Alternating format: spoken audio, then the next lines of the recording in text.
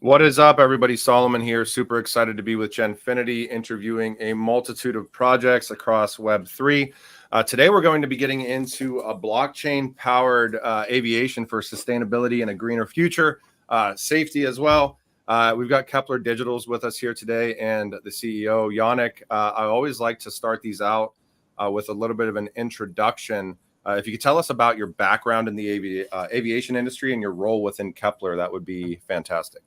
Okay, so thank you very much, Ryan, for the opportunity. First, this is actually for me, aviation is the passion of my life. I was born in aviation in a way. I like to say that I could pilot an aircraft before I could even drive my car, because where in the country where I'm born, you can be a pilot before being a car driver. So my dad was taking me to the airfield. I was piloting my aircraft, taking my dad in my aircraft, and then after he was taking me back home. So all that to say that it has been in my DNA since the very, very first years of my life. So therefore, obviously I decided to take a career in that field, and so I studied about aircraft engineering. I started to know everything about aerodynamics, propulsion of turbojets, all this type of thing. So I worked, in France, the aerospace industry is quite developed. So I worked in companies such as Dassault Aviation or Aerospatiale.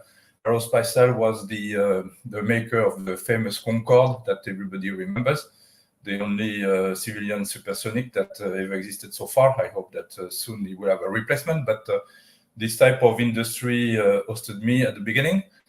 Then I went to an airline, so taking care of the maintenance of 737, 747, what we call the line maintenance, making sure that they are ready to fly. So this is where it's a lot of, hype, a lot of adrenaline to make sure that the aircraft can take off on time and in full security.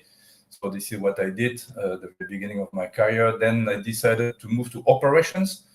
So the airline is on an airport. You need to do a lot of things like preparation of everything around the aircraft, load the baggage, load the material inside, make sure that they have enough kerosene to fly to the final destination, making sure the passengers are checked in. This is what we call station manager. So I was taking care of the operations in several airports, and my last one was Nice Airport for Air France, where again I was taking care of Concorde at that time, because Nice Airport is famous to be hosting Concorde in a peak time of the year that is in May. Now Concordes are retired, but the other new aircraft are still flying very intensely there. Then moving to IT. So it was 28 years ago I moved to IT, and in a company which is now a world leader named Amadeus. This is a B2B, so not so much known by people except when they buy a ticket. But each time that they do an online purchasing on Expedia, or they do an online purchasing of on Lufthansa.com, actually the engine behind is Amadeus. But you can also see Amadeus in example in the US when you take a Southwest aircraft. Actually, Southwest is using our IT for customer acceptance and weight and load balance of the aircraft. You have also Amadeus diversified into the airport side of it. So I was just mentioning the airline side of it, but aviation is a bench of players. So the airports, they are obviously using a lot of IT. Example, Houston is using our IT. Kansai in Japan is using IT, our IT. Dubai Airport is using our IT. Heathrow is using our IT. So this is a big company, 5 billion euros of revenues per year. And inside that company, I was already an entrepreneur, because I created the airport IT division from scratch. And this is type of adventure that I like, adrenaline that I like, and to make sure that we serve a purpose and we are useful. So this is what what I'm trying now to replicate with Kepler for the reason I'm going to explain. But for me, this is basically putting that passion to the service of a new aviation, a safer and a greener aviation, as you said. Why? Because I'm leaving Amadeus. Maybe I look not that young, but I am already or younger, I don't know. But I'm retiring from Amadeus because at some point in some countries like France, you can retire rather early. But since I have a lot of passion still, I want to help and I want to continue. I don't want to stop working and giving what I know to the society and especially to aviation. So, yeah. Oh, sorry. No, and I mean, I think like we were mentioning before we started this interview, we could probably have filled a whole 45 or 60-minute segment on your expertise and experience within the airline and aviation industry. I know, Yannick, that you've prepared a couple of slides for us today as we kind of get into this, and I would love if you could maybe walk through it a little bit before we really get into the weeds with you here. Yeah, exactly. Yeah, thank you. So basically, so Kepler works is going to marry aviation and blockchain to make aviation greener and safer, and to help, at least the ambition, let's be humble, to help the aviation to become greener and safer. There are two, but the pie of aviation is growing. As you see on that slide, if you take the number of passengers transported in 2024, we are talking about 4 billion people per year. So basically, a little bit less than half of the world population are taking an aircraft in 2024. And we see in 16 years from now, this number will double. So this is classical aviation, just classical aviation. Ford A.1 in 2040. There are the projection that are taken by a lot of sources. In this case, I took Oxford Economics and IATA being the body of the International Airline Transport Association, hosted in Canada, and they project that in spite of ups and downs like COVID affecting that, but people need to travel, they want to travel, they want to see their family. And you've got more people on this planet, and you've got more wealthy people on this planet. So the middle class who didn't have access to aviation before, now they have access. So that's why it's growing that fast and that big. In order to make sure that it works for the longer term and for the next generation, we need to make it greener. We all know that. And you've got a nascent aviation that we call the electric aviation. And here, if you take new types of transportation, like urban air mobility, which is complementing the classical aviation, taking off from an airport and landing on an airport. Here we are talking an aviation that can take off from the center of a city and go to another center of a city. It can go also to an airport, but basically you will have a new types of machines flying over your head in the next years, and the market is nascent, but the prediction are just incredible. Here we are talking about $20 billion of economy carried by this in 2030, and even a trillion in 2040. All that are prediction, but my message here: the pie is growing, and this pie is growing. We need to make sure that this is safer and greener, and this is where blockchain can help a lot. And let's explain. Let's go through that in the next minutes. No, and I think it's really interesting, and I think that nobody's probably better served than you to maybe talk about some of the aviation industry challenges that exist out there right now. What are some of the, I guess, top ones that kind of come to your mind? Whether it's logistics, because I know dealing kind of specifically in like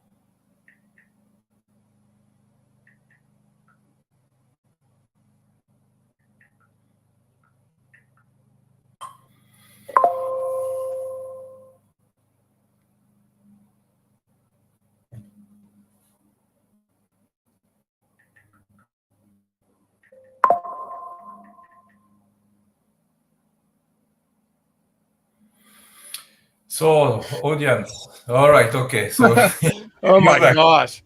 I'm really sorry about that, Yannick. That's the first time this has happened. So if you guys are obviously tuning in, which I'm sure you're here, total power outage here at my house. We were at nobody being better served. That's ridiculous. No, I'm so sorry, no Yannick.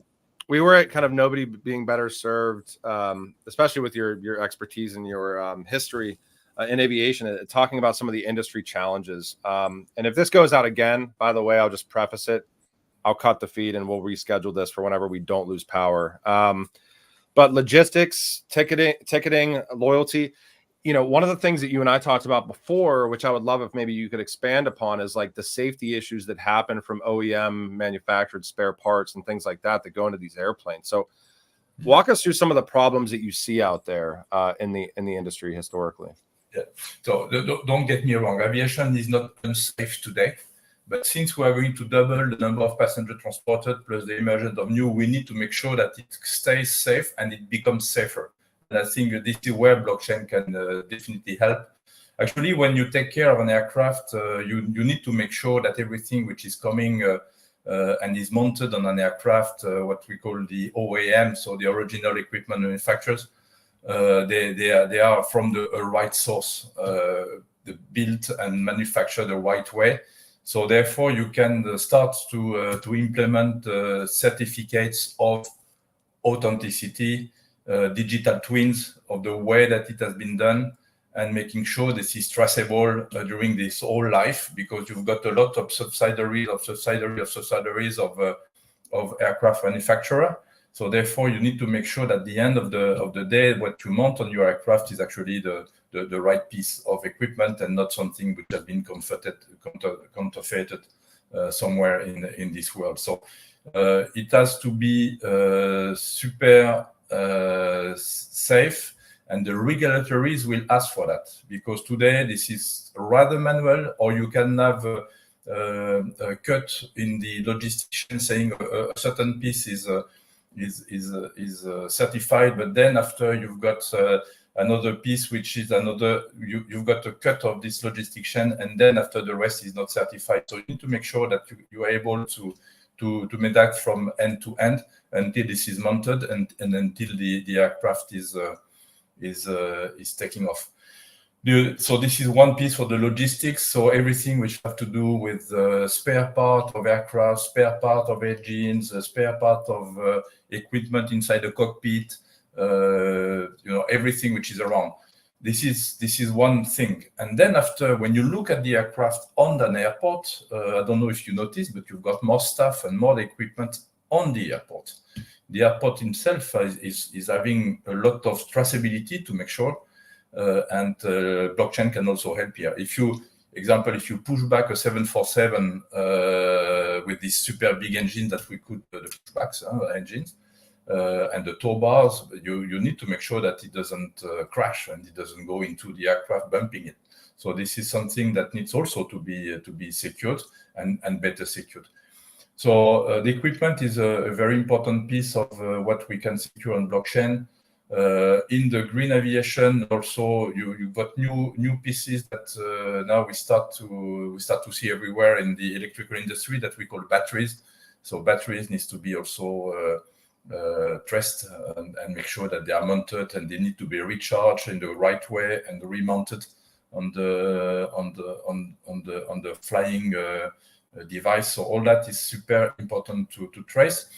This is an example. I can take another example, which would be sorry for the number of example word that I take, but the training. Around this aircraft, you see a lot of people. They need to be certified, because you don't touch an aircraft that you would touch your bicycle.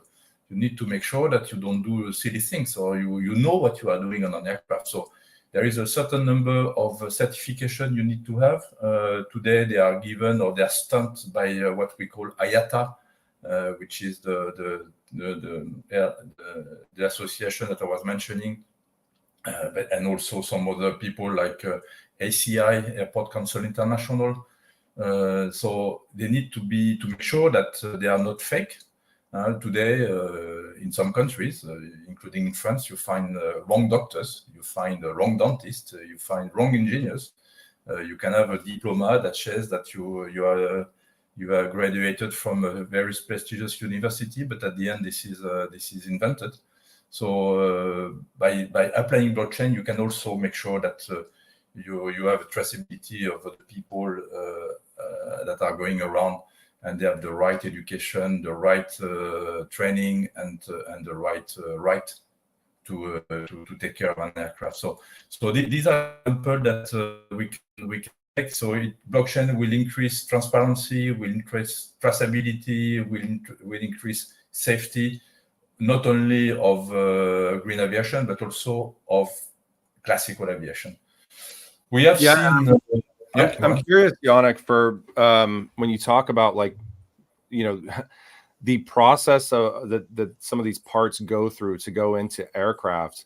I mean, is it where does the automation stop and it gets put in the hands of a person just to grab a box or grab X, Y, and Z with a part number on it to say that it's been maintenanced, and what's the tag look like and things like that? And I'm assuming, and maybe I'm incorrect here, that some of these processes have probably been put in place for almost decades to an extent, and how many issues occur on a normal basis, because it's obviously you're dealing with people's lives, you know what I mean?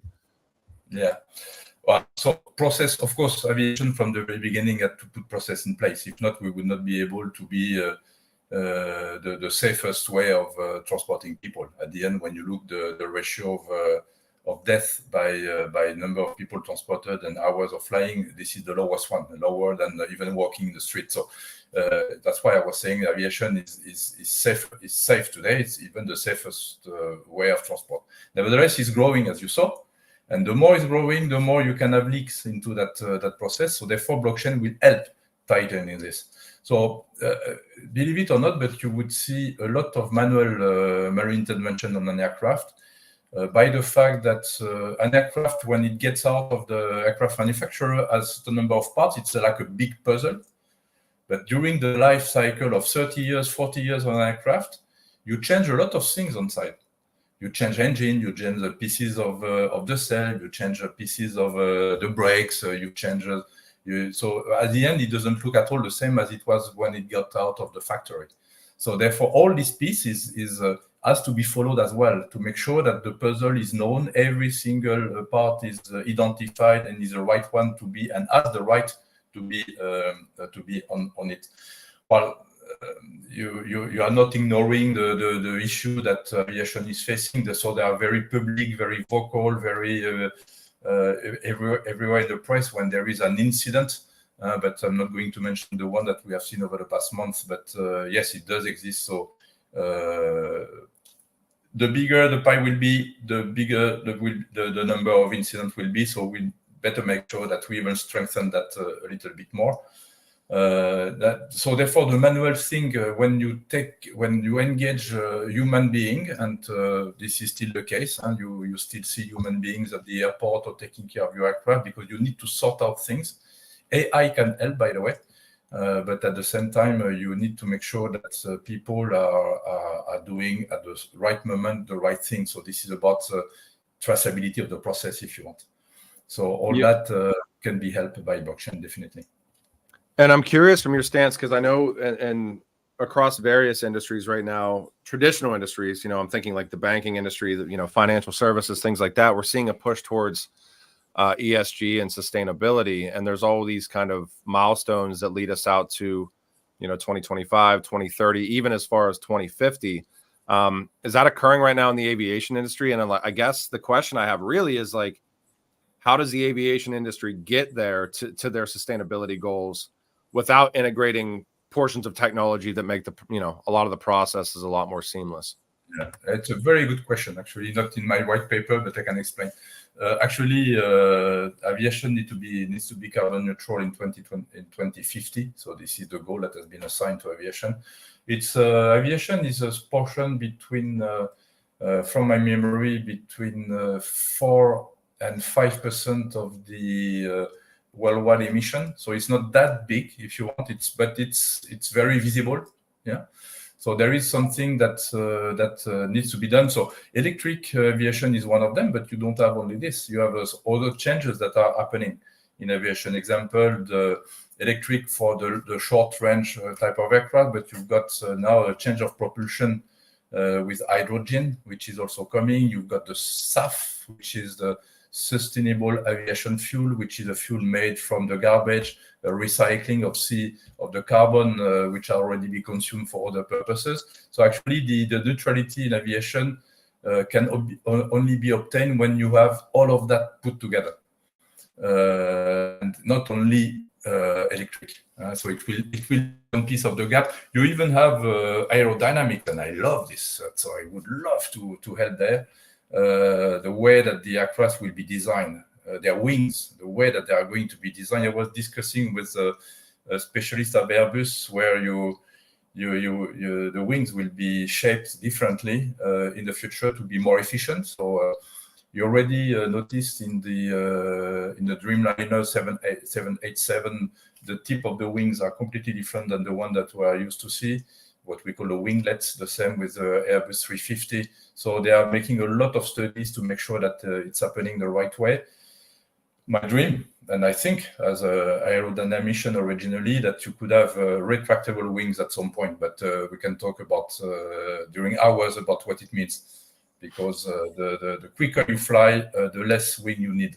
Yeah. So if you remember well, the supersonic jet, they are smaller wings than the subsonic jets. So therefore, imagine an aircraft who would take off as a subsonic, and then after going very fast and getting smaller wings. Yeah. On the road, but it's completely different subject. Now we are deviating from. But no, that's fine. I mean, you notice the passion in what I'm saying here. Yeah, I mean, I think one thing that probably hits home, a couple of things that probably hit home to everybody. Number one is whenever you're flying and your luggage gets lost, and it's amazing to me that in 2024, we still land at an airport wondering if our luggage is going to be a baggage claim or not, and just simple solutions that you can integrate, with blockchain, for even the tracking of things like luggage, things like that. I want to get into some of the use cases. I know that we lost probably a good 7 to 8 minutes there whenever I totally had a blackout here. But some of the use cases that you guys can kind of see as an immediate potential win in the airline industry that Kepler is going to be bringing to the table. Well, what I can say by experience with, people know that I'm going retired, and they know what I'm doing. So I've been approached already by several people saying, okay, what we are very interesting. And example, the equipment manufacturer. So what I was saying before, especially on the battery side, to make sure that from scratch they include a blockchain follow-up into that. So it's going to be one of the short-term applicability that we can do. The other thing that I'm seeing very obvious is what I said before. It's the diplomas, the credentials to be able to touch an aircraft, because the more people you will have around, the more difficulty you will have to make sure that the person that here have the right training. You need to trace their training, the refresher of their training, the history of their training, because once you have been certified, it's like a driving license when you got it 20 years ago. But the code of conduct changed completely. You need to have a refresher. Do we do that when you drive a car? No. But when you need to take care of an aircraft, you have to do that. Because it's a different way to manage an aircraft now that it was 20 years ago, and more sensitive things you need to take care of. So all that is the first immediate. You see the ground handling is the picture that you have on the bottom left. Yeah, so the ground operation. Thank you. So this is all this material here. Yeah, so you can maybe on the picture I can find it. Oh yeah, I'll stay on the picture. Yeah. So basically, this is to say that you have an aircraft, and this is what you see when you board the aircraft. But all this material, all these people are engaged into the fact that you take off safely. So all these people around, all this material needs to be traced and making sure they can be followed up correctly, and you don't use the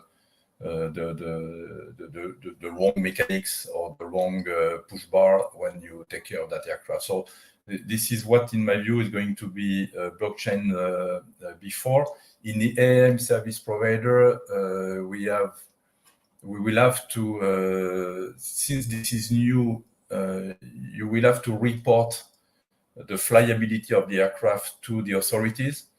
In the classical aviation world, you have already some processes, as you said before, over the past 30, 40 years.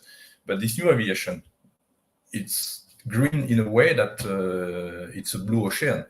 Everything needs to be invented.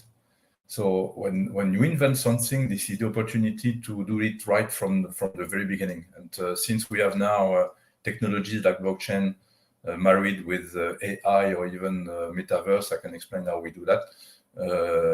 This is definitely something that I'm talking to several aircraft manufacturers. I don't want to disclose any name here because I'm very prudent, but you should see the next, let's say, 2 months, some shaking hand with some of them. That's awesome. And I mean, when you get into credentialing, I know obviously Kepler and Galileo have a partnership as well, and what they're kind of doing to kind of merge the physical and digital, and it gets into kind of the digital identity aspects and verifying things on chain. Is that where you kind of see this combination through credentialing? Because if you guys can see the image down here, I mean, Yannick brings up a super good point, which is look at the amount of people that touch the aircraft, or that touch the maintenance, or that touch the whatever it may be before an aircraft's given the green light to lift off and things like that. And is that, you talk about that kind of being an immediate win, and obviously you kind of need platforms that already exist and the technology that's already been tested out, the importance of things like that. If you could maybe dive into that relationship that you have with Galileo just a little bit to figure out where there's crossover, that'd be cool. Yeah, this is important. So you notice that the CEO of Galileo had the same last name as mine. Yeah. So because he's my son, he's as passionate as me in a different industry, in the luxury industry, and his dad is in the aviation industry. So basically what I'm taking advantage of, and that's why we can take off earlier than somebody who starts from scratch. We take a lot of their expertise and technology in blockchain. So when I was an advisor, I am an advisor to Galileo, and when I started to see the use cases and what they were developing, I was thinking myself, oh, but this is something that I was trying to solve for aviation. So this is all that started. So let's take now the common use cases between Galileo and Kepler. In the past, what I was explaining was what we call B2B, so business to business. We are going to help a manufacturer, to help ground handling companies, to help. So this is what the blockchain B2B is. But you can think about blockchain B2B2C, or business to consumer. In Galileo, when you buy a luxury good and you have digital twins to make sure that your Louis Vuitton bag is not counterfeited, actually the same B2C, the same customer is going to take an aircraft at some point. If you take UAE, for instance, or if you take some places where people are taking helicopters today to go to the airport, in the future they will take eVTOLs, so the electric helicopters. And they just bought a nice luxury good on the marketplace of Galileo. So they will enjoy as well a blockchain e-ticket.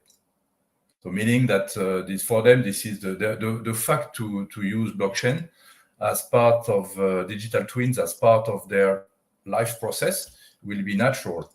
So you will have, if you want, an adherence between the two economies, the aviation economy and the luxury economy, by the fact that the customers are expecting the same. Why should I have a paper ticket or even an e-ticket, classical e-ticket, when I have a digital twin for my watch? No, I'm expecting also a blockchain boarding pass. Yeah.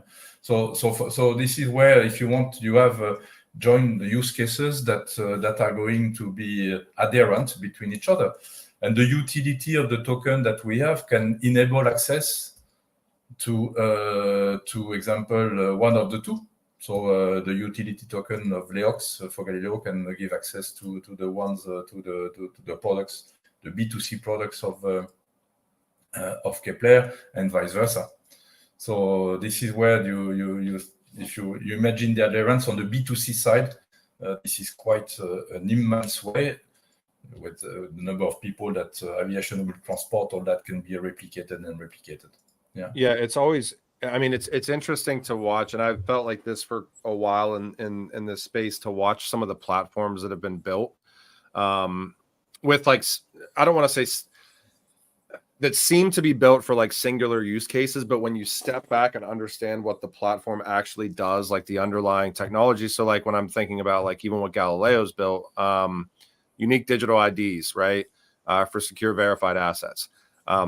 You know, Galileo obviously focusing on luxury goods and tokenization and kind of merging physical and digital. But when you talk about what's underlying there with unique digital IDs for verifiable assets, it doesn't have to necessarily be a luxury good. It can be credentialing for individuals that are certified to make sure that they can maintenance X, Y, and Z parts of an aircraft. They can make sure that the parts themselves, you know, are up to code. It can make sure that the aircraft itself has been made. Like there's all sorts of things that you can tie in to kind of merge the physical and the digital and just use the technology and the platforms. And to step back a little bit, maybe as a sidebar, like I think that this is similar to what we're seeing across like even some of these platforms that are doing DeFi and things like that in this space. Like I'm always thinking like, okay, so it's great that they've built this, but like, what are the BlackRocks and Franklin Templetons of the world? Like, are they going to build their own platforms? Are they going to kind of pick and choose what some of these other people have already kind of built and maybe even like use white labeled versions of them? It's a good example.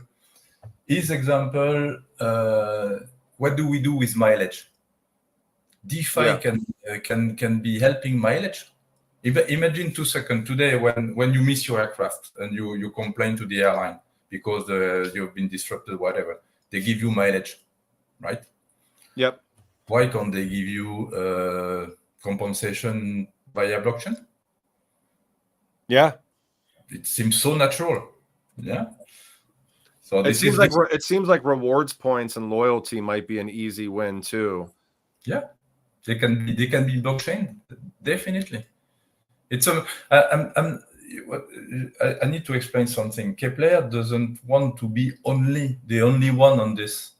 So I like the fact that it's going to be an industry pioneer, an industry obviously, but I don't want to be alone. I want other industry to believe in it and to work with us. That's why we help. We have a platform to help, because we want to sponsor people who have sharing the same belief that we are sharing. So we have a launchpad, for instance, to help people who are not super used to what it is to go on the blockchain, to help them. So I don't want to be alone. So I'm not pretending to be to have the truth for everything. I just want to be a helper and energetic helper. This is what I want to say. Thank you for bringing these ones. Yeah, I wanted to ask you before what I think is really interesting, and you know, obviously Genfinity media partners with both Kepler and Galileo. I'll preface it, but we had an advisory call, and one thing that I always think is interesting in the blockchain space is that a lot of people in blockchain are kind of the same people in blockchain, and it's all okay. There's a lot of different networks, but it's kind of the same people. And it's always like, how do you get outside of the echo chamber? How do you get outside of the silos of the people that are already here? And I think that you guys have kind of a really interesting advisory board and relationships that aren't already in blockchain. And at the end of the day, that's kind of the point. It's like, if blockchain is going to be mass adopted, it can't just be the same people that have been here talking about blockchain since 2009 or since 2015 or 2018 or whenever it is. Talk a little bit about the team and the supporters that you guys have behind Kepler, because I think it's really interesting and it's something we don't see a lot. Yeah. Yeah. So thank you very much for that. So basically, what we are saying here, we are in the real world asset segment. Yeah? So we are addressing something which is in the real world, and this is what we do. But so therefore, we have people coming from the real world. So you see Brede, John, and Fred. So they have three different expertise, but they are all super senior in aviation. Let's take the middleman, my friend John. John Jarrell is a U.S. citizen. He's based in Atlanta. He used to work. He used to be my boss, by the way, in Amadeus, and he's currently a captain on Flagjet on Challenger 300 and 350. He has a bench of experience in aviation in all aspects. And today he's a pilot, so he knows what it is about mounting something on his aircraft that he's not sure of. So you understand now the logistics side of it, but far beyond that, he's super IT man, and he used to be also a pilot of the US Air Force in the past. So I think he brings me, if you want, I am European. You can sense this in my accent. So obviously, and he's my US specialist of what aviation, because you've got two main poles in aviation. Airbus and Boeing. If you want, is Boeing. I am Airbus, to make it short. Yeah. So he brings me this experience in aviation, plus being a pilot on a jet. So Brede Nilsson on the left used to be the CIO of 43 airports in Norway. Now, why Norway? Because Norway is very known for the electric dimension they put in everything they do. Nearly half of the car fleet in Norway are actually electric cars. So they sponsor a lot. The airlines over there, they are very much about electric aviation. So you've got a very short haul flight, because this is a big country, but they have a lot of little airport to feed, and they are going to be one of the first countries to adopt electric aviation big scale. So Brede is with me as well. Fred Meyer is a specialist of ground handling. So the picture which you've seen all these people around. He has been working on that for the past 20-25 years. So he has training schools as well, where we could apply the certificates of diploma. And this is very important. More will come, because you will see more actually. But again, I keep that for me for the time being. And I will add more industry people here. Then you've got the blockchainers. I love them equally. So they are the specialists of blockchain, much more than me, and they are applying the technology. Kushal, for instance, is the one developing for Galileo. Andrea is based in India. Andrea is based in Philippines, and Zach is based in Orlando. So very multinational. Ecosystem needs to be built, because this is the piece that I master less than the aviation. What all this ecosystem that you have in blockchain?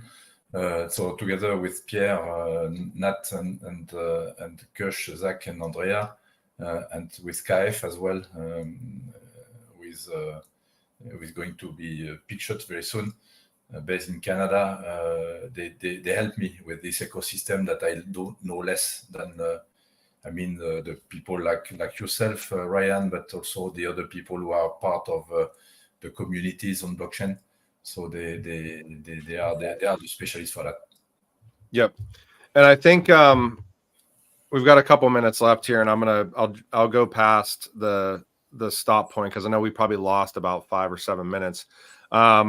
And I know we're going to be doing more of these as well. I want to kind of get into something like just maybe briefly, but I know that you guys are incorporated out in France as well, and we don't see a lot of blockchain companies in France. Can you talk about? And I know obviously from the accent, I can probably tell that's where you're at. But I mean, talk about why France, and maybe how you guys from Kepler are planning to kind of tackle some of the really, I guess, fragile regulatory landscapes that might exist out there in the world. Yeah. So why France? First of all, so you notice my accent, but also France is is a country where you can access all the other European countries with less than 1 hour and a half flying.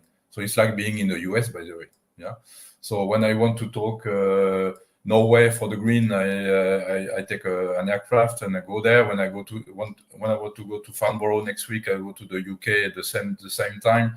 When I want to talk about pre-feeding of eVTOLs between Monaco and Nice Airport, I am next door. So if you want, you have a lot of it's a lot of small countries with different characteristics where you can apply different technology or sub-technology of blockchain. So this is quite interesting. And the second thing that is important, this is one of the center of expertise of aviation in the world. So we have access to a lot of expertise. It's in an easy way on the aviation side. The blockchain side is less developed, but Switzerland, which is you've got this is like the paradise of blockchainers. And it's from my home. It's 1 hour flying and 6 hours driving. So I am in the middle. So the only thing in France, which is we are maybe a little bit more taxed, but okay, I have to live with this. But from if you want a rich point of view, the fact I can reach a lot of expertise, lots of use cases, lots of different applicability. I think France is not a bad geography to be. For what we are doing in blockchain, so aviation in blockchain. And I've got a couple left for you, Yannick, here. I guess competitive advantage. Are there any competitors out there in blockchain that are trying to do what you guys are doing right now that kind of come to mind? And I know you mentioned this, by the way, so I'm not trying to have like the name call out type stuff, because you directly stated you don't want to be the only ones doing this.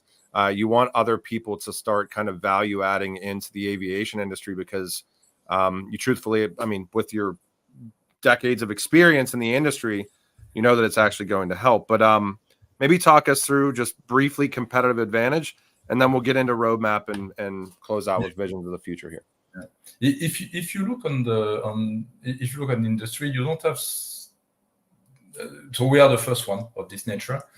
We have white papers coming from big IT players on blockchain, so which give credibility that this is needed.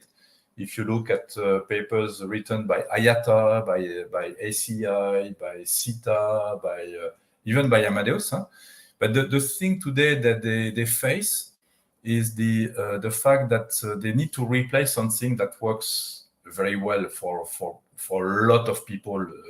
So 8 billion passengers being boarded. So for them to change, and so that with blockchain, it's more difficult to take as a decision, because they need to feed their bottom line and they need to feed the top line in terms of revenue. So for us, we don't have this burden. So we have this is pioneering, and I have not seen anybody trying to do the same. But I would welcome, honestly, I would welcome if. The pie is growing, so how can I fill the pie? I cannot fill the pie. I need more. Or you give me 2,000 people to work tomorrow, maybe I can fill the pie, but for the time being, it's not the case. So there will be place for everybody. So we are dynamic, we are multicultural, we are multi-geographical position. We can take quick decisions. So this is what a startup is about. So this is USP. All startup can be like this, and plus something that you need to be passionate. You don't give up. You are going to face a hurdle. We don't give up. We make it again, and we don't fail. We learn. This is what Mandela was saying, by the way. So, yeah. And then as we close out here, Yannick, and I know we're going to be doing more of these, and again, apologies for the blackout. Personal visions for the future, and if you could tell us where Kepler's at right now. You kind of allude to, but keeping close to the chest, maybe some other relationships that you guys are forming behind the scenes here. But tell us where you guys are at right now, and what you're kind of looking forward to in let's say the near term. Yeah. So we have issued, and you can find it on the internet, a 5 years plan. So this is We have a vision for 5 years, so we are constituting the company now. We are recruiting people. We are making sure that we can have the right funds in order to start and to invest. So we do that. We don't start from scratch, and thanks to Galileo. Thank you, Galileo, for that. You know, I took my nickname. So these people are the famous aviators. Yeah, Wilbur Wright was the first one to fly in 1903 with a guided aircraft in the US. So all these years are describing what we are doing. Now the end game, or let's say, I can say that I will be happy to say we serve the purpose is if I take a 10 years vision, if we don't do triple-digit million per year of revenues, I would be disappointed. I did that in the past, so actually this is not the first enterprise that I created. So I created in the past something that is now making 500 million euros that I left, but this is something which is important for me to make sure that the next generation will have something that their family can live from. And this is what my vision is. So in 10 years, I'd like to be at 100 million euros of revenue per year. This is my target. Well, we certainly appreciate your time today. For those that are still here with us, I want to make sure I flag, if you guys are interested in checking out the technology that Kepler is bringing to the table, again, blockchain-powered aviation for a sustainable future, you can go to keplerdigitals.io, or you can check out their X account, which is at Kepler Digitals. And Yannick, looking forward to bringing you guys on in the future as well. And we'll be bringing Galileo on as well. Looking forward to kind of the convergence of the technologies, and to I'll be paying attention, because I always hear people say, got a couple of maybe things that are kept close to the chest, but the next couple of months I'll be watching to see what types of announcements you guys making too, and we'll make sure we report on them from Genfinity's aspect. So thank you so much, Yannick, and I really appreciate your time today. Thank you very much, Ryan. Great opportunity, and yes, so let's go on and let's continue that superb journey. Okay. Awesome. Thank you. We are going to bring up Nibras from Brilliant here from us in just 1 second, guys. So bear with me, and let's see if we have the stage up here. All right. I got my camera working. I hope I don't lose power, Nibras. We are live on X right now. I lost power for like a good 6 to 7 minutes, like total blackout. Yannick had to be up on stage, and it was just like, that's the first time that's happened to us, actually. But it's been an interesting past 24 hours. I always like to start these out with a little bit of an intro and a background, Nibras. If you could tell us about yourself and your role within Brilliant, that'd be fantastic. Absolutely. So thank you for having me, Solomon. My name is Nibras, and I'm the CEO of Brilliant. And my background, let's start with that. I have a master's of fluid and structural dynamics, and I ventured into computer science very early on in my career. I have been both in sales, like tech sales, ventured into product management, and then engineering leadership. And then prior to joining Web3, I was at Spotify. So everyone knows Spotify, so it's easy to say. So big tech background. I entered into Web3 2017 from a private point of view before I joined as a CTO and CPO for Layer 1 prior to Brilliant. And really what got me super excited about just blockchain and Web3 as a space was when I, in 2017, started looking into it. So it's a funny story, because it started with my husband wanting me to look into the technology. So he's in sales, and he wanted me to explain to him, like, what is this blockchain? Because he heard of it and he wanted to understand more about Bitcoin and Ethereum, but he was looking at a project that was an altcoin, and the founder there was saying that, hey, we're on testnet and we're forking something from GitHub. And he was like, what does he mean with that? And that was really when I started digging into it, and I really fell in love with the technology, because I truly believe that Web3 it's a very beautiful technology where democracy can really be found. I always tell, like, when I explain to my friends, I was like, hey, you can actually have like a young girl in Tanzania who has a great idea, could actually raise money from a launch pad and create full innovation. So I think we're going to see more innovation, global innovation in the upcoming years with Web3, to be honest, because the only thing you need is internet and understand how to connect to a network that you like and take part of the community, and then raise money through a launchpad. And there you go. You've raised money, you can start your startup, and there we have it. Brilliant, super excited to join Brilliant. I joined 2nd of May. So we're a multi-chain smart wallet. We have 2 entities. So we have a B2C wallet that you can actually already use. So if you take Launch Wallet, you can choose to log in with your Twitter account, Gmail, or you're connected to your MetaMask account. So I think that's the interesting thing with Brilliant. We're truly wanting to bridge the gap between Web 2 and Web 3, because I mean, I think we all been there. It almost is a joke that you need to have like a PhD in computer science to understand how to get a crypto, right? I have some of my friends, they're like, Nebras, I also want to get into crypto.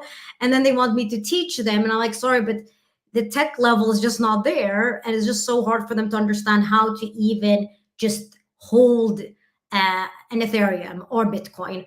So they tend to then go into like exchanges, etc., and then they lose the whole understanding about non-custodial. And that was what got me interested in Brilliant, because I truly believe that the UX is so user-friendly that it's really, really, really easy to get started. Because as I said, it's account abstraction, it's super easy to onboard, and there you go. I think it's very easy to onboard, by the way. So I always try to test these out maybe beforehand, and like, so literally there's you did it on live. You made me almost nervous. Yeah, no, but I mean, it's pretty seamless. And I know, I think I saw like a few different networks in here, if I remember when I first looked, but yeah, I mean, we are EVM based, so but we actually started. It's an interesting. We actually started on Avalanche. So when Brilliant started, it was on Avalanche, but then we realized that, hey, everything is happening on EVM, like on the EVM network. So then we added in EVM and also Polygon. But we are a multi-chain smart wallet, and the team, I mean, we're looking into adding in Rust smart contracts, so we can interact with Rust smart contract, which will allow us to also connect to several layer ones, because usually you do have the EVM based layer ones, and then you also are getting more and more Rust based layer ones.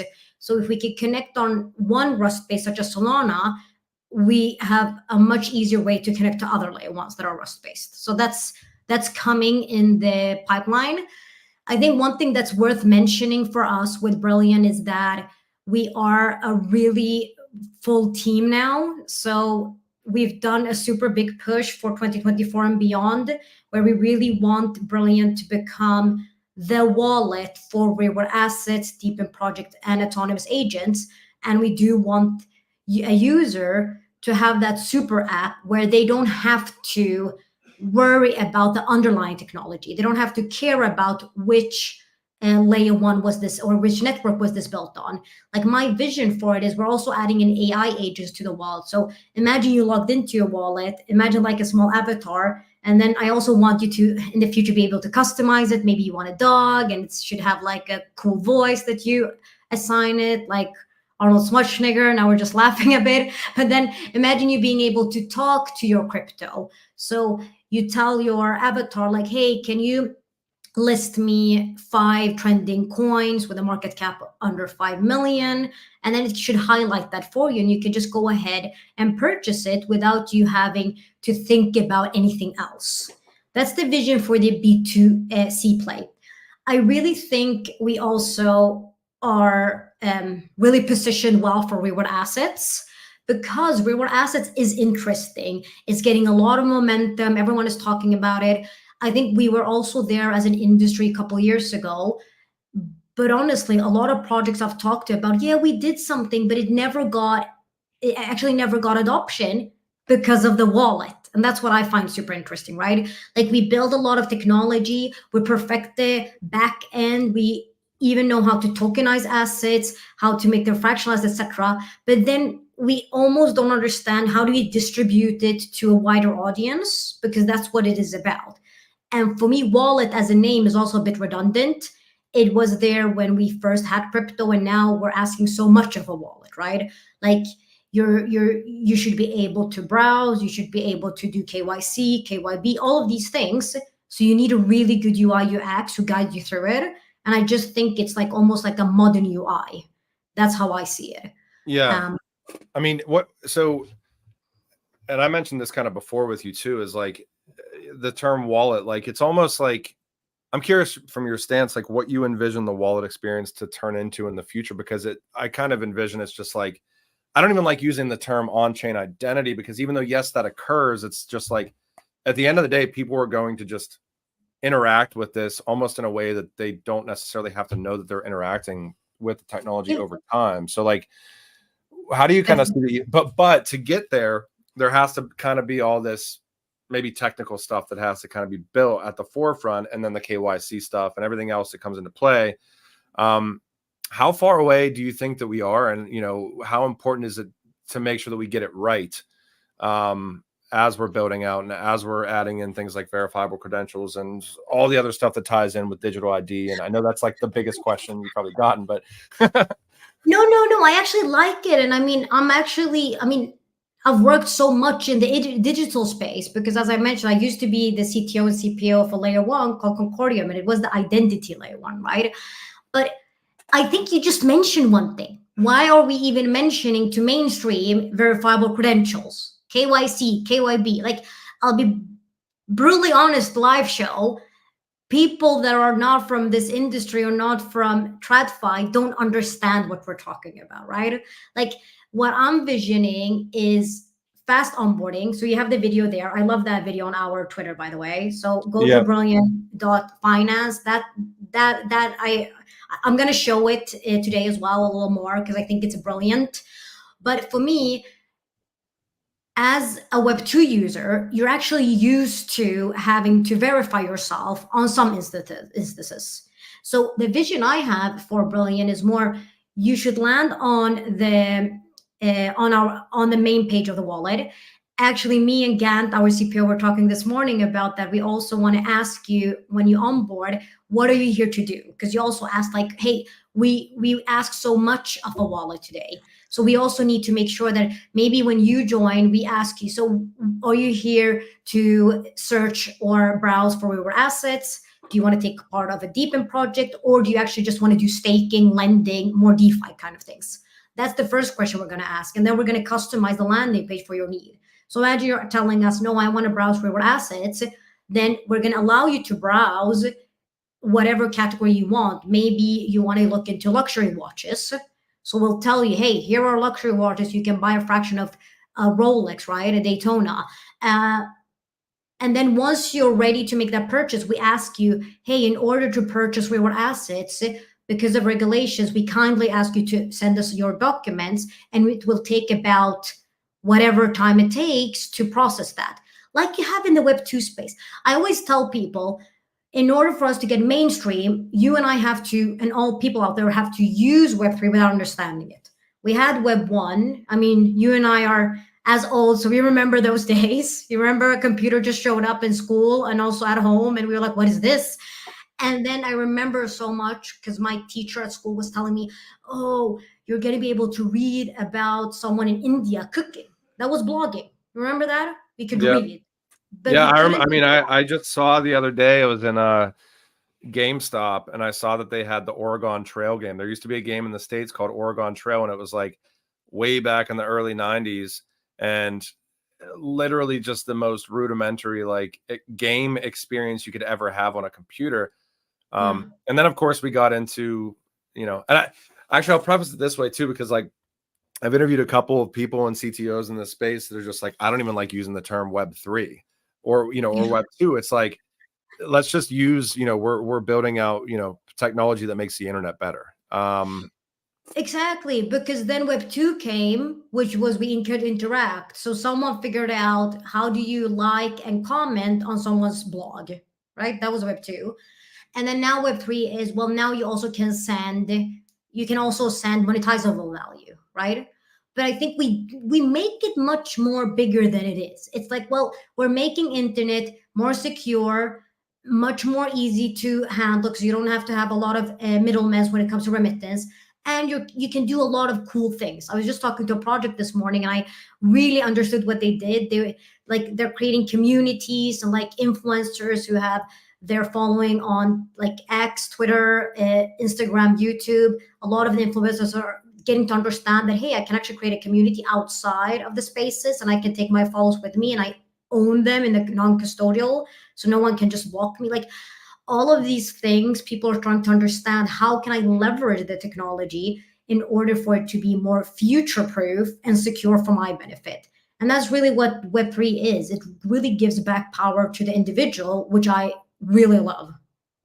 Yeah. Yeah, and I think I definitely want you. There's a couple things here I want you guys to show. I know that you want to share a screen for a second, Nibras, but this RWA ecosystem map, I kind of want to ask about, but just a quick point, and this is kind of a sidebar. I think once somebody figures out, even just when you mention like influencers and like traditional influencers that aren't even in crypto and blockchain, when somebody figures that out, how to get them here, I mean, you're literally talking millions and millions and millions and millions of people starting to use the technology. I mean, traditional Instagram influencers, traditional musicians, all that stuff. I know we have Siki on in a bit here, but it literally has to be so simple. It just has to work in a way where, why wouldn't people come over instead of having to explain to them, oh, you've got to do this, and then you've got to do that, and then you have to create this wallet, and then that, you know, and all this other stuff. But I'm going to share screen again, and if you want to load up your screen in the interim, if we could talk about maybe this RWA ecosystem map that you guys just dropped a tweet on. Yes, I think so. Just going back to that, I mean, I think, and that's really what the adoption is about. How do you get regular people to get on board on it? And I really think it is a UX question. Like, usually someone doesn't want to. I think it also is about like psychology here. People tend to not want to feel stupid, right? And I feel like as an industry, we make people feel stupid because we say really hard words. Even reward asset, Solomon, is hard, right? Yeah. Like, Or uncomfortable. I mean, as soon as you start talking about, I mean, most of the discussions we have with people that aren't in crypto, as soon as you start talking about crypto, you're then talking about finance, and then that's kind of a taboo topic to talk to normal people about, and they're like, oh, I'm uncomfortable, so it's all, everything's a scam, you know. But also tokenization, right? Like I was explaining to my sister the other day, because she's like she's the one, like if I can get her to hold a reward asset umbrella, and I know I've succeeded with my UX thinking because she's not technical at all. But like I was explaining to her, what is tokenization, what's real assets, and then I just took like, well, imagine artwork. You have it at home, it's worth a lot. Well, yeah, then you say, let me share the investment of it in a period of, let's say, 10 years. And then Solomon likes the painting and he thinks it's a good investment, so he wants to buy 100 pieces of that.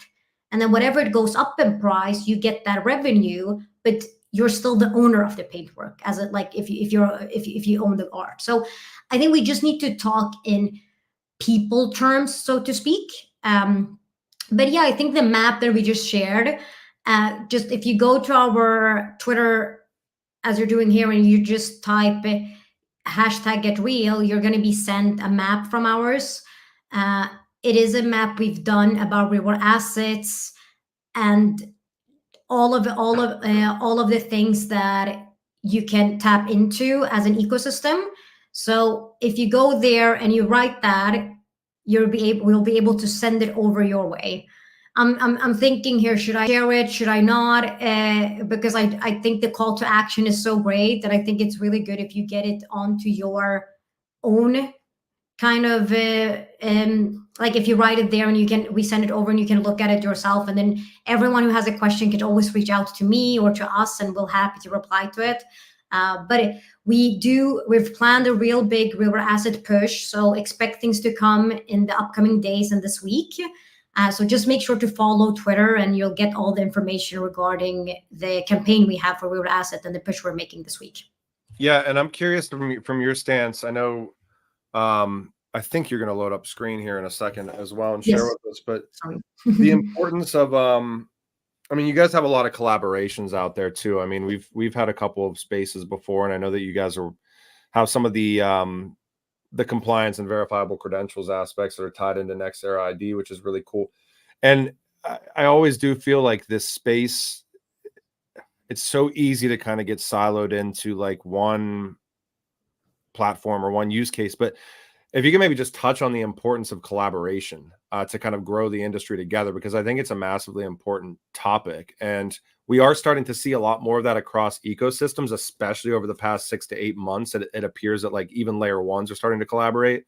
If you expect that trend to continue, and just the importance of kind of growing the pie together. No, definitely. I mean, I think from my point of view, since I joined the ecosystem, at least, I mean, I'm a big advocate for collaboration. So maybe I also tend to feel that because I also tend to collaborate a lot with other ecosystems. But I always think about it like we are creating extremely innovative technology. It's groundbreaking technology, which means that we can't just Google things today, right? So how do you make sure that you yourself are getting the most out of it, but how can you also share what you've learned so you get something back as well, right? I always tell people like, well, you can't just expect to get things, you also need to share your knowledge to get something back. So I truly believe in collaborative spaces, and we see it across board. I think you also mentioned layer ones, and yeah, it happens in layer ones. I mean, especially the scientists, they actually very often work together because it is new and groundbreaking technology. We have to have them talking. Who else are they going to learn from, right? I think when it comes to us in the space, I think for me, Brilliant is super interesting because we didn't touch base on the B2B aspect, but I definitely want to talk about that. We're also we're also in the middle, so it's not a fully done product yet, but we're in the middle of um, implementing a full-fledged platform, so wallet as a service, where we partner with layer ones, layer twos, the apps, but then also enterprises, and we give them a full-fledged wallet as a service platform where they can add in the toolkits they need. So we give them the toolkits. I think what's different between how we're doing it and how we're working with our partners is it's truly a partnership. Like there are going to be some really interesting announcements coming. I can't share all of them, but we've closed down a lot of them, and it's fun. I can make the joke, but I had a bet with Rashid. I mean, Rashid from Nexera, and he was like, you need to close couple partnerships. I was like, is it a bet? And then we were joking about a kilo baklava, and let's say I won the bet by far.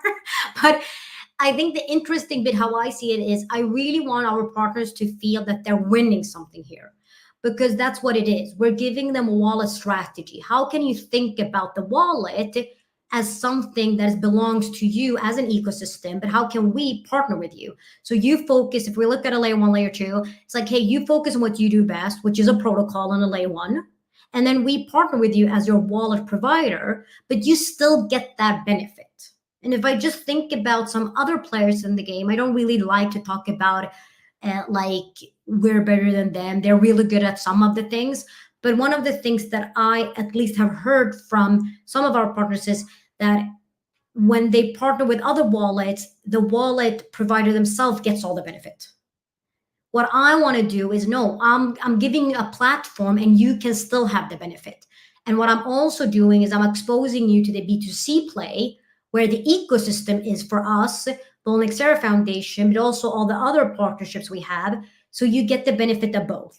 You get the benefit of having your wallet infrastructure, and you can start understanding your users, whatever you need them, how it should look and feel from a white label point of view. But you also get exposed to the realtor investors that we have on the B2C play. And that's really powerful because then we're creating something together which benefits our partners massively. Yeah, no, I think it's huge. I mean, especially like, it is a big pain point. I mean, look at a lot of layer ones out there, and they're not focusing at the protocol level. They're not focusing on kind of building out other tooling that they could be building out, or building out other, or decentralizing even.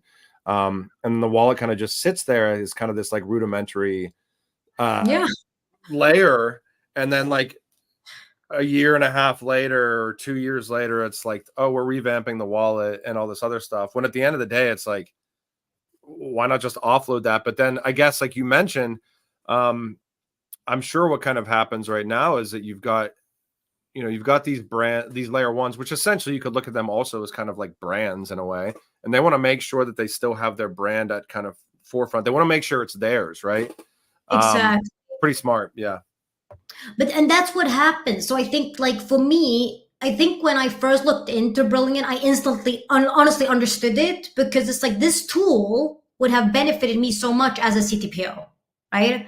Because exactly like you say it, the biggest importance for me was the protocol level. It wasn't the wallet. And then you have a wallet there, it's very outdated, and then you need to prioritize it, and you have all this vision and the product strategy, but you never get to it because everything else needs to go to the protocol.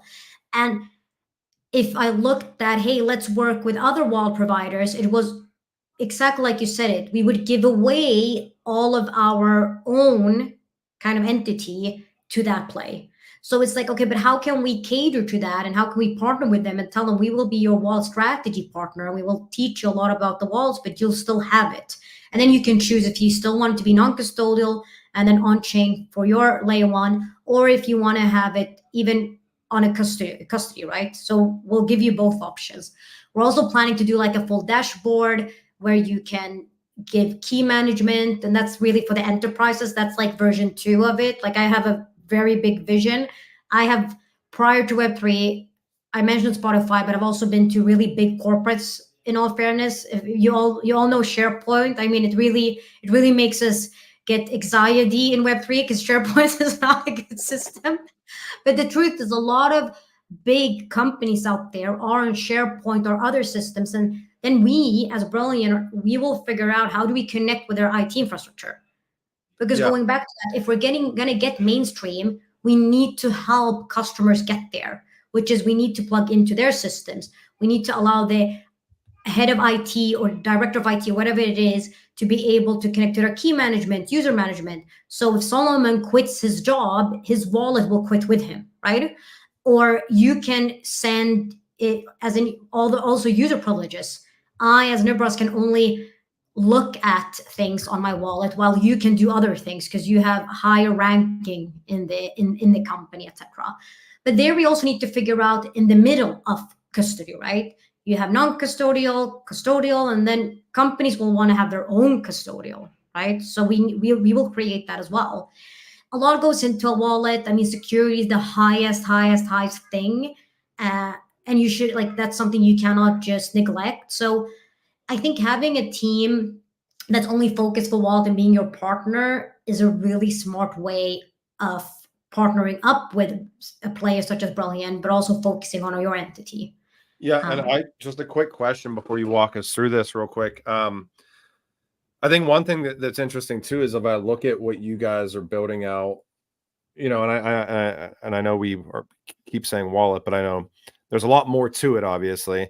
And when you bring this to a layer one or an enterprise client or whatever it is, and you've got things like jurisdictional based verifiable credentials that like tie into the wallet experience itself, and other aspects, and then you start thinking about real world assets, I'm assuming that not a lot of wallets, like, for lack of a better phrasing, necessarily have that type of availability based on what you guys have. So then I'm guessing it might become a very interesting value proposition when you go into these discussions with enterprises or different layer ones and things like that, to be like, hey, we can integrate with your ecosystem, with your chain, with whatever it is. But on top of that, and maybe I'm incorrect in making the assumption, but on top of that, you've got kind of this ecosystem of all sorts of other things as real world assets start coming on chain.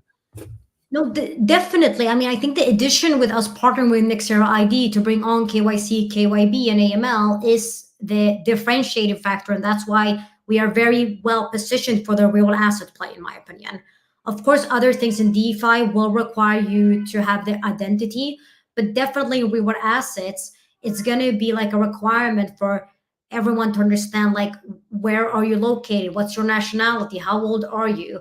If we look into some of the real assets play, they have to have nationality and age in order for you to be able to hold that asset. But also, if I need to send it to you, the platform needs to make sure that you're also KYC'd and that I'm allowed to send it to you. So that was a little what I was mentioning in the beginning. Like some of the partners I've talked to, they're like, yeah, but we went into the reward asset and tokenization route, but then we couldn't figure out how to get it working from a wallet point of view, right? Yeah. And that we can solve because we do have the connection, but we can also guide you through a really nice flow on the wallet. As I was mentioning, when we get to that and we need to KYC you, we then ask you kindly to identify yourself on the wallet. And then as we all talk about verifiable credentials, once you've done that, you have a verifiable credential that's stored onto your wallet. So the idea is if you go to another platform that we work with, you shouldn't have to verify yourself again because you can Yeah. then use your knowledge proof to give that understanding to that other platform that, hey, can I ask if Nebraska is over 18? Yes. Does she live in Sweden? Yes. And that's really powerful with zero knowledge proofs. I mean, I think zero knowledge proof is such a powerful technology. And I really think we've just seen the beginning of it because I think when people start understanding that I don't have to compromise my data and my personal information for you to know if I'm over or under 18 or which nationality I have, all of these things, it's going to be a game changer for I think like individuals, Yeah. And but then, also companies. I mean, if you look at Europe, all all the rules are putting in place and GDPR and all of these things, you don't really have to manage that if you utilize zero knowledge proofs. yeah. No, and I've even went down the rabbit hole of discussions with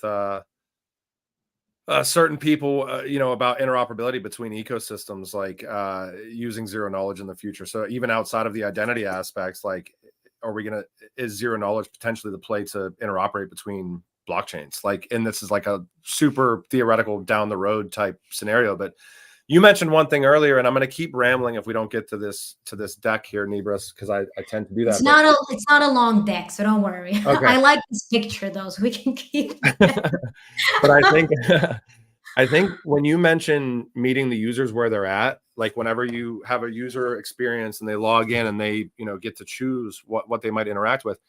I mean, to take it even a step further, like you mentioned Solana, like a Solana user or most Solana users are probably going to use the wallet and want a wallet experience that's totally different than, an asset that or an ecosystem that's tokenizing commodities.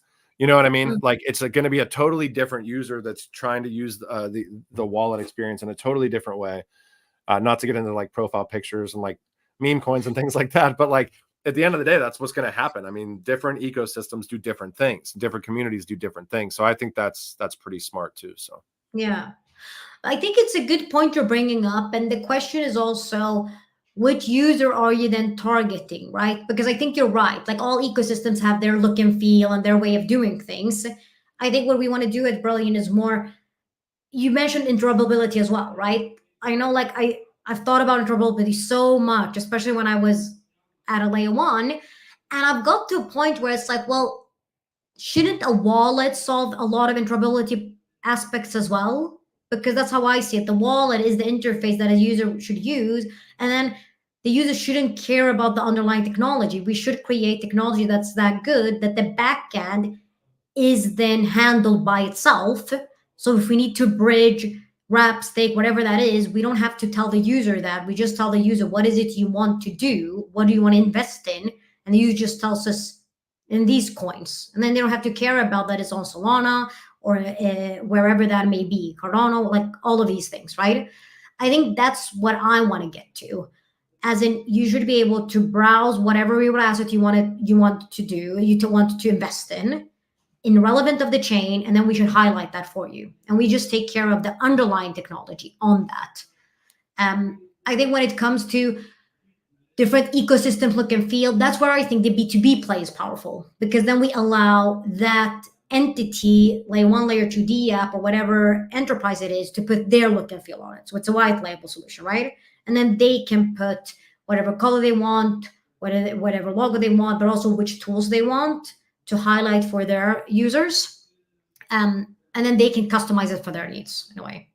yeah, I mean, because at the end of the day, even regulations and regulatory clarity, like there might be technology primitives that you guys have integrated with the wallet that even certain networks might not be able to participate in, or certain users in different areas might not be able to participate in. So I mean, it's got to be programmable and at the user level to an extent where like every single person is different. So like, how do you really make that user experience at the individual level, like kind of front and center? Walk us through this deck a little bit here, Nibras, before we come to time here. Absolutely. So I just wanted to highlight some things, as in, okay, but what do we mean with modern finance, and what is our vision really at Brilliant? I think we've mentioned a lot of things. I just want to touch base on that. For me, if we think about what is modern finance and how do we look at finances in a very near future, it's going to be very redefined, right? Like today, a lot of people just have their money laying around in the bank. As I think the majority today knows that they should have some of that in stocks and bonds, and then the ultimate goal is to get is to like purchase a house, right? Invest in a real estate. I think modern finance in the future will be that, well, that you should invest some of it in crypto assets, real assets that we also talked about, and maybe take part of a deep project. So how do you make that place for them to be, to make the modern finance that we talk about a lot at Brilliant, but also to make it easy for them? So the rise of Web3 wallets, because of this, have really become very massive in the industry, and the need for having a good UX, like UI UX, is definitely on the rise. And I think that's really where we come in. So we talked about the simple login, we talked about the compliance aspect, I touched base on the security. I think it's also interesting because we also allow you to configure your security. So you can tell us if you want two-way authentication with which platform, if you want to share I can also add users. So if I want my husband to be able to access my wallet, I can add him as well as a user. Like all of these things we've thought through. And of course, we have on-ramping, off-ramping for banking. And I think if we did see this video as well. I want to show it as well because I do think it's pretty cool, to be honest. I'm just going to take away the music. But I think it really showcases some of these functionalities is not on the wall as we see it today, but this is coming super soon. But it's really about how do you make that onboarding flow easy? How can you browse reward assets, and how can you then invest in fractionalized of it? And how do you make that really solid for a user to understand? This went on your background a lot, so I'll pause it there. We, of course, also have an NFT section. I think NFTs is something that was talked about a lot a couple years ago, and it's almost like we forgot about them, but they're definitely coming back. And I think NFTs is going to have a big place in the future as well when we look at the future of internet. Especially the younger generation, they really enjoy NFTs, and it's a big thing for them. And then we have the remittance play. So I think all of that is really what we call modern finance at Brilliant, which we're super excited for. I was telling the team, the excitement is imagine sitting on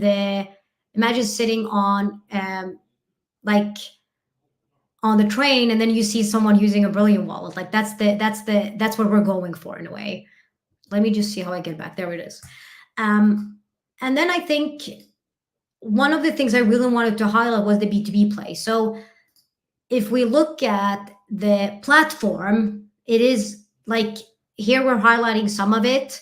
It's about white labeling it, telling us which tools you want to use, which users can have access to it, and then create a full dashboard for you to then monitor the wallet kind of use cases.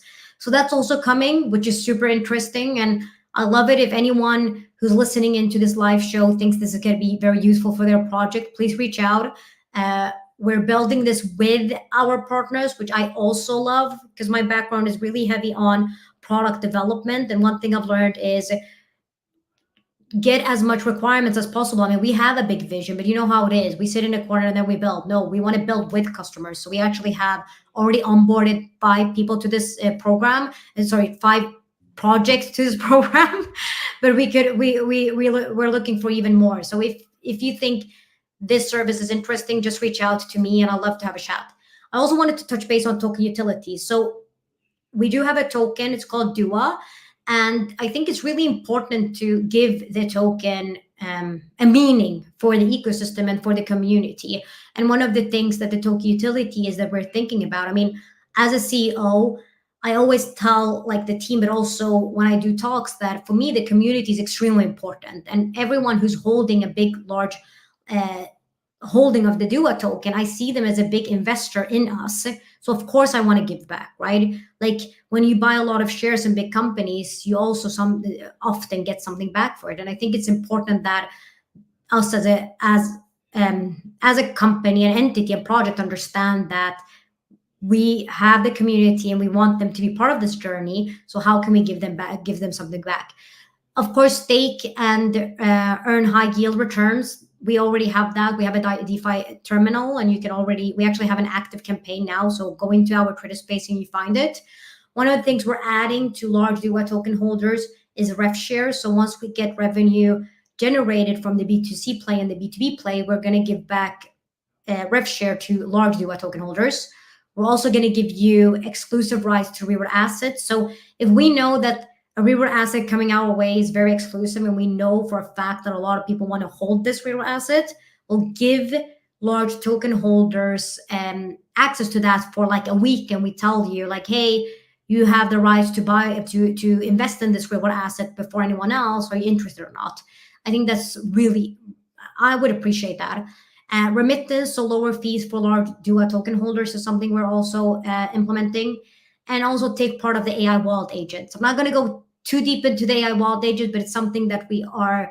When I joined Web3 space, and I love AI. For me, it's like, hey, the rise of AI is here to stay, and we need to figure out a way to understand how to give them an identity, but also how do you create AI machine economy, and that's one of the things we're also adding in to the wallet. The AI wallet agent is more like how can you stake a pool in a wallet, and the wallet itself is the AI agent, and you can have an agent that only looks at reward assets and only holds reward assets. You can have one wallet that only holds meme coins. Another one, which we've also defined, is like Raccoon the Cleaner, where you as Solomon give it access to all your wallets, because we just talked about it. There's like wallets scattered all over the place. And then you have small holdings and all. So how do you give that AI agent all your logins, all your keys, all your seed phrases, and then it will go ahead and clean it up for you, sell all the smaller holdings you have, and then put it in one wallet, which you defined, and you can tell it like, okay, it's on this chain I wanted. So a lot of these things that we're looking into, and why I put it in token utility is because if you're a holder of Duo, you're gonna get part of the AI wallet agents as well. So a lot of interesting things. And going back to the community, like if someone out there feels like, hey, I really like what you're doing, it really speaks to me about having one modern wallet where I can do all of these things, and you have a cool idea, please reach out. I mean, I really see the community as part of us, and I love to always talk to you guys. Just some partnership ecosystem, as I was mentioning, we have a lot more to come, and it's super exciting. I think partnerships for me is something beautiful. I always say that our goal is to reach millions and millions of users. I got to a point where I said 1 billion user. That's the ultimate goal. And for me, if we do that through partnerships or through our B2C platform, it's the same, because we're reaching the goal of giving people their financial freedom. So yeah, and we did touch base on the foundation. I don't want to go in too deep, but I think it's a strength to talk about that we're part of the Nexera Foundation, which gives our partners also part of that ecosystem. It's a super big ecosystem where you can, like, if I talk to a partner and I understand that, hey, we actually have an entity that could help you in the struggles there that's like outside of bullying, I can then connect them to that. So it's always good to have that foundation that you take part of if you also partner with us. And as I was mentioning, if you guys want to talk more, if you have anything more to add in, please reach out. I mean, I'm the only, actually, I don't think I've said this in a live interview, but I'm the only Nibra Stibar Bang in the whole world. So it's very easy to me. It's not just Nibras, which is unusual, but Stibar Bang as well. So it's very easy to find me and just reach out. I'm on like LinkedIn and Twitter. I'm very active there as well. Awesome. Well, we really appreciate your time today, Nibras. And I know, so for those that don't know, Nibras has helped us to get a couple of really crazy like guests on in the past. We had the CTO of IOHK on. I think that we're probably going to be trying to get some people on here in the near future as well. And really excited for you to be able to join us today and showcase all the cool stuff that Brilliant is doing. Again, if you're an ecosystem or a project that wants maybe a white labeled solution or tailor-made solutions for your ecosystem, for your project, whatever it is, feel free to reach out to the Brilliant team. You can check out their application at brilliant.finance and give these guys a follow on Twitter at brilliantfi. And Nibras, we will definitely be touching base again. I really appreciate your willingness to pivot with me over the past 24 hours or so. No worries. We'll bring you back on in the near future. Thank you so much. I really appreciate it. No worries, and thank you, Solomon and Definity. It's always fun to be here, guys, and I really love what you guys do. It's an awesome space, and as you said, I mean, I highlight my network to you guys because I think you're awesome. I think it's a great place to be. So keep on the good work. Awesome, thank you. I'm gonna bring Chris up, and thank you to Nibras for joining us today. I'll bring Chris up, and we will close the show out, guys. So we're going to be diving deep into Seeky. We are media partners with Seeky. Super excited to get into the weeds with a lot of updates here, Chris, I know, but social live streaming and gamified music streaming on Seeky's platform right now in beta download, created by artists for music creators and listeners. Chris, I always like to start these with an intro, even though we've done probably multiple spaces where we've done multiple intros. But if you could give an intro of yourself and tell us a little bit about what you do at Seeky, that would be fantastic before we dig into the weeds here. For sure, yeah. So I'm the CEO and founder of Seeky. Yeah, I mean, I do a plethora of things as a founder of any new startup kind of does. But, you know, I've been in the music industry with family for about 20 years, achieved a lot of, you know, things just within that space with platinums and Grammys and stuff like that. So, I mean, I've toured as a folk artist for a long time. And, you know, just seeing a lot of these holes in the industry. And then, you know, as Web3 sort of came in 2016, we've been kind of excited to bridge these gaps. And I've been able to build a really cool team of people that, you know a lot of different things to help pull this all together to make the most sense. So, you know, we're pretty excited to kind of make these things work. Also, I'm not sure if I can do this, but I tried to join from my mobile. So I'd see if I could share the mobile app, but I don't know if we could do that. I think you're muted. I'm muted. I've got to get better at the unmuting myself. Yeah, let me see what it looks like. I've never tried it before. I can't see your mobile screen right now when I have it kind of down here in the studio. But maybe we give it a try. I'll add it to the stage. It should be just a share screen. It's just kind of showing up as a blank picture here for me, which kind of sucks. But I don't know if it's going to work. Yeah, I don't think it's going to let me do that. That's fine. We could just go through the regular thing. Yeah, I mean, I would love if you could tell us a little bit about the state of the application. I know that there's been a lot of announcements recently. I don't know how much into the weeds you can go into with Seeky Foundation, but tell us where you guys are at right now, I guess, and kind of what we should expect to see coming as well. I do know we'll get into the weeds here with us kind of streaming some of these, as many podcasts as we can stream directly on Seeky app, and we'll get into why that's unique here. But just, I mean, walk us through the application, what you kind of want us to see right now with where you guys are at. Yeah, for sure. Let me actually try to do this real quick too. Sorry, I didn't mean to. Oh, you're fine. Yeah, when I started this show out today, all of my, so I was doing an interview with a project called Kepler Digitals, and all of my power went out in my entire house, and I felt so bad because their CEO was just stuck up on stage for like 6 minutes live streaming directly to platforms, and I'm like, I had no Wi-Fi, it kicked me. So we have time. This is like a workaround for this, but I think I should be able to maybe have this work. Okay. 2 seconds. All right, cool. All right, let me go to, where's my StreamYard? There it is. Sorry, I have a million tabs always open on my screen as well as you do. So it's good to see that that's something that runs in the ecosystem. I think we have it. So you should be able to see my screen now. Yep.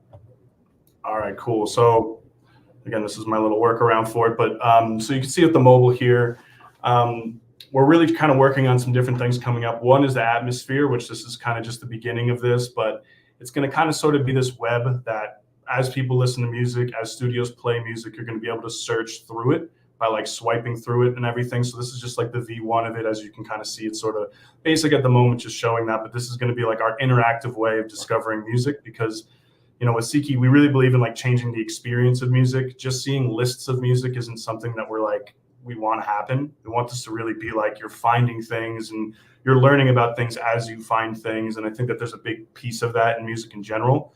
Like when you hear from a friend specifically to listen to a song, sometimes that impacts, you know, would you have listened to that song normally if you just heard it on the radio? So there's a lot of that kind of stuff that we've been working on. We got Tracklist live right now. He's an awesome person in the community. He makes great work and everything. He's always on making music. He's got really good music coming out all the time as well with a lot of different artists. The big thing that Seeky really revolves around is our studios. Now what a Seeky studio is it's a mix of a playlist, but it also, you can go live from it. You can tip it. There's a chat room in it. It's going to have basically a full Telegram built into each studio. So when you have it, you can kind of look at it as like your home for all of your different stuff that you're working on. So for instance, here right now, this is my personal studio, but there would be a little record button under the tip button right there. Also, when you do live streams next to all songs coming up at the end of this week, you'll also have videos. So any live stream that you do will also be saved in your studio. Now, the cool thing about having a studio is you also get paid for every time somebody listens to a song, whether you're live playing it or you're not. So if you are live, every person in the room that hears the song, you get paid a royalty for each person that heard it during that live. Then if they're not there, say they're just hanging out listening to music on your studio anyway, you still are getting paid. So for us, like curators, people sharing music is super important. And it's only going to be more important as AI comes out and everybody in the world's releasing 15 songs a day. Sharing music needs to be something that's being focused on. And I feel like in a lot of platforms like Spotify and Apple and stuff, like you lose that connectivity. So that's like a big thing that we're focusing on with these studios. That's awesome. Yeah. No, sorry to interrupt. Feel free. So one thing, like right before you keep going forward here, I mean, scrolling to the top where you had like the swipe type aspects to like kind of reinvigorate like the experience. I remember like I used to be like super into, well, coming from like a music background, all that other stuff and playing, like I also used to be like obsessed with finding music. And I remember back in the day, like it was literally just hours and hours, sometimes days, sometimes weeks, where I would just like search for artists that I liked. And even now I find that it's really difficult to find music that I like. Is this kind of the first iterations of like integrations that might make this a little bit easier for people, where if they like X, Y, and Z, it kind of actually leads them in a direction where like they can find all sorts of other music that they might engage with? 100%. I can maybe even pull up some stuff here. Let me see. This is kind of like my board where I just kind of make whatever. This might take a minute to load, but basically what it is so like when you click, like say you click, we're showing top studios. Oh, that's why, because that's just zoomed in there. When you're looking at top studios, which this is also coming soon too. So this is what's going to set you up with all your different bubble charts and everything that's kind of there. So say you were to click studios, all the studios would show up, or music. So say I was to click the middle song. Then what's going to happen is we're going to open up sort of like a whole new section, which it's not going to be laid out because again, this is just my scribble around. But then say I open up the song, I'm going to be able to see what studios is this song in, what collectors actually own this NFT, what listeners are listening to this song and what videos. So it's like, cool, other people that like my music, you can click that and then that pops up. And now it's like, what other music is that person listening to? So it's kind of like you're like scrolling through this web of different stuff. And you're finding things more in an organic way. Like maybe you really like this studio and it sounds cool, and then you're looking through that and finding people, not just that. The videos aspect is a really cool thing that we're doing. We're actually going to be, when you watch videos, even when you're rewatching them, we pay full royalties when the whole song's played during the video. So that's going to be something cool that's coming out here this month as well. Because, you know, we've done a lot of big. That's really cool. Like curating by listener too, because like just thinking right now, like, okay, let's say that like I am a really big fan of Tom Waits, right? But I'm also a really big fan of like Little Sims. Those two artists are never going to generate probably on any playlist that I ever search for ever. However, like if I start, you know, you getting into the weeds with like actual listeners that like love a ton of different kind of like genres, that becomes really interesting because like I would, even if I type in like indie or indie rock or indie whatever now, if I typed in indie rock now compared to when I typed in indie rock 10 years ago, I do not consider what I search for with with indie rock to be indie rock now. So I think it's really cool to get into the weeds with like actual listeners because I don't know of anything else that really exists like that right now. And there's a discovery element too, right? So like, we're not saying we're Spotify necessarily. Like, yeah, we want all the music in the world, but we want to be somewhere where you're finding music. So like, if I type in indie rock and it gives me what it likes or what it thinks is indie rock, that's cool. But how do I know that my new vibe this year isn't going to be indie rock and jazz, right? Like something new that you just hear that starts to bring you down a different path. Because I feel like, you know, nowadays a lot of people are like, what genre do you like? And you hear it more and more as everybody's like, I kind of like everything.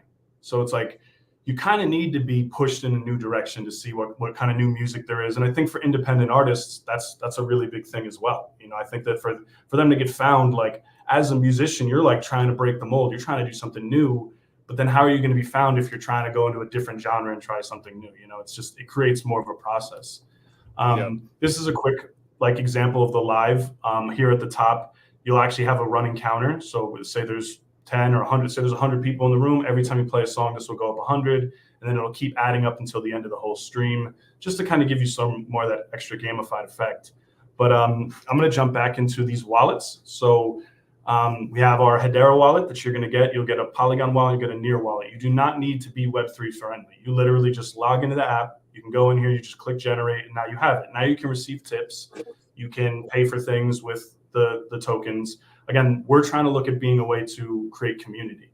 Now we're coming out with something soon too, which are going to be called like sub wallets. So say I have Hedera and I want to tip in Grelf, or I want to buy an NFT that's on Hedera live in auction with, you know, a meme token, and I want to provide value. Like we want to create all of this extra tech so we can allow communities to do what they do best, grow their community, and really build them out all of these different things that they can, or, you know, choose to use or choose not to use. So that's something that we're looking to go into, and all of your transactions and everything, they're immediately uploaded here. So you're going to see royalties. You're going to see all this different stuff that's coming in real time. It's not like you got to wait and do anything crazy. When you want to offboard it, it's as simple as going to offboarding, and you could just take it off from your PayPal, or you could, if it's, you know, Hedera or whatever you have, you just send it to another wallet. You know, we've had conversations, you know, we're interested in doing wallet integrations. We're just working on, you know, making sure everything's secure in that state and making sure that everything's comfortable, because we're semi-centralized right now. So if somebody does try to steal somebody's things for some reason, we could always return it. Once you get to the next layer, we can't anymore. But, you know, there's also security in the decentralized aspect too. So we're definitely looking, you know, we've obviously been looking at Hashpack and a lot of these other wallets to figure out a really cool way to implement them and build that kind of community in as well. I think it's pretty cool to have the sub wallets aspect built out where, you know, at the end of the day, like I really do feel like this space is about individual user options. And then you start thinking about, you know, how do you grow? I just imagine like being on Seeky app and somebody tipping me and like without me knowing anything about like Hedera and the ecosystem or anything, like getting a tip in Grelf with just the Grelf image and me being like, what the hell is Grelf? And then actually like, but if you think about it and you step back, it's a huge like community building thing where like it gives all of these projects way more power to grow outside of an echo chamber or a silo, because you've got you've got tons of users that you can tip them in whatever you want to tip them in. And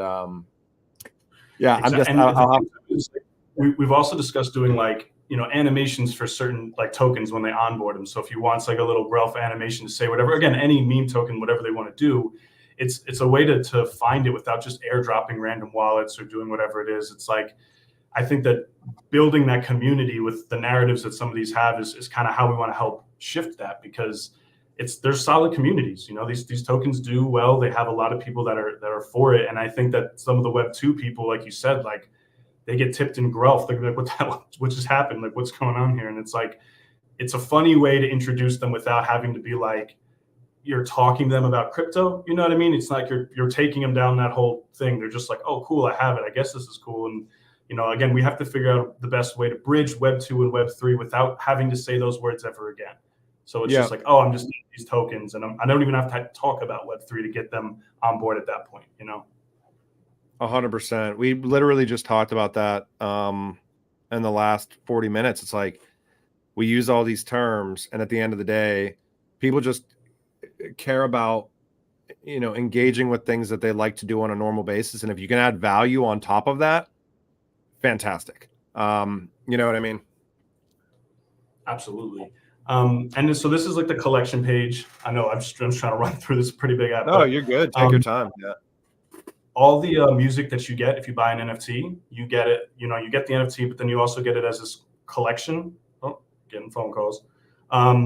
Which basically you get a record. So here you see you have a marble record. You start out with a dirt record, and then you get 10 streams, and then that'll level up. And then it can go into a paper record, it can go all the way to an actual platinum record as it levels up.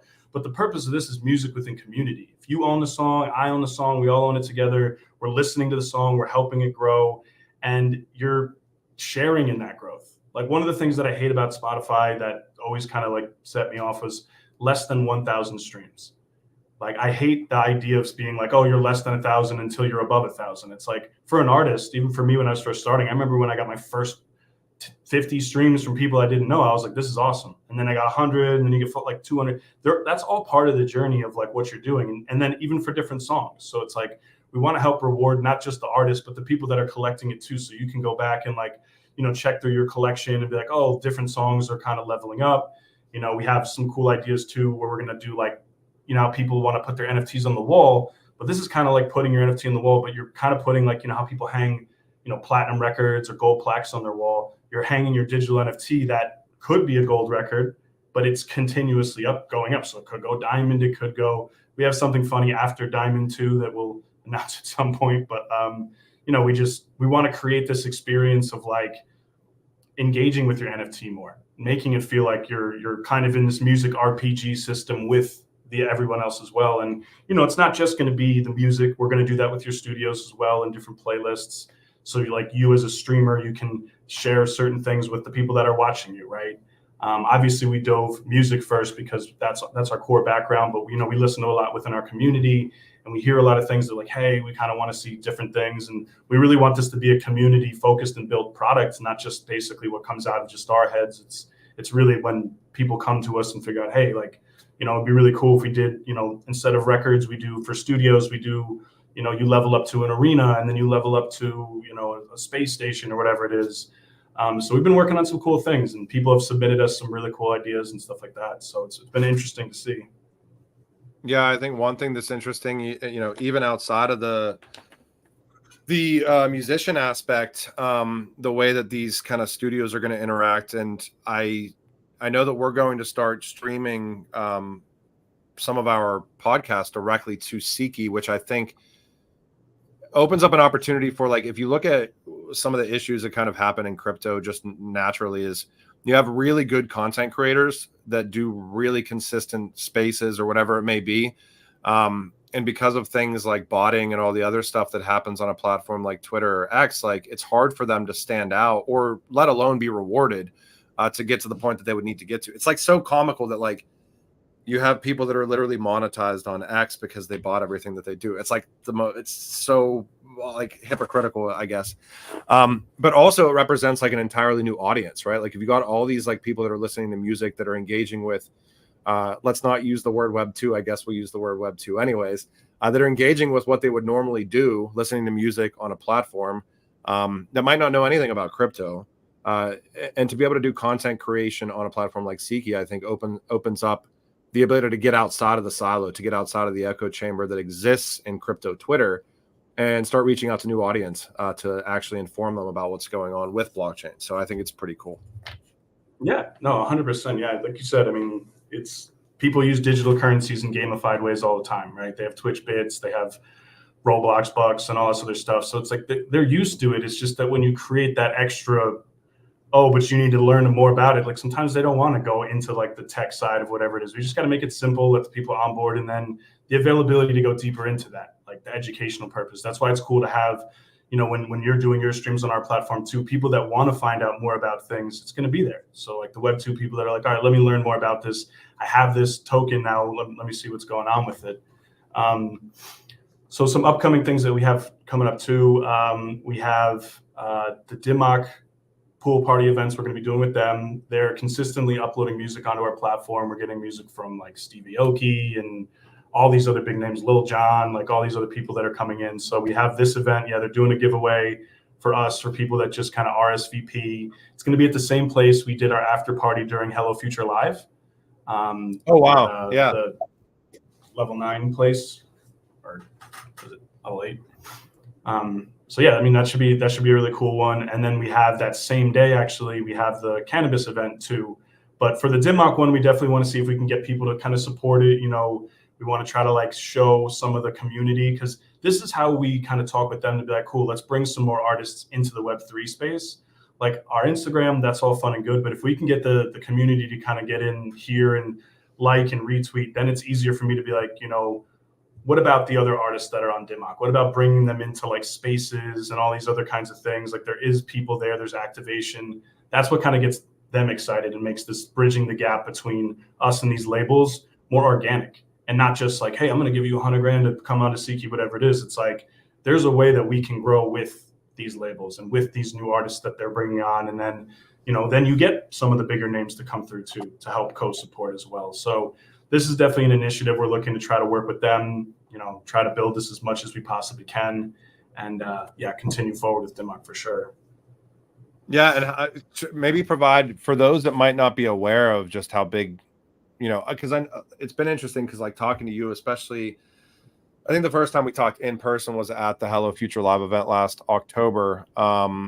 But then just understanding just like who you guys are talking to on a normal basis from the music industry and some of these really heavy hitters, like, it seems like it's just almost like it's like so close to kind of this like mass adoption type event.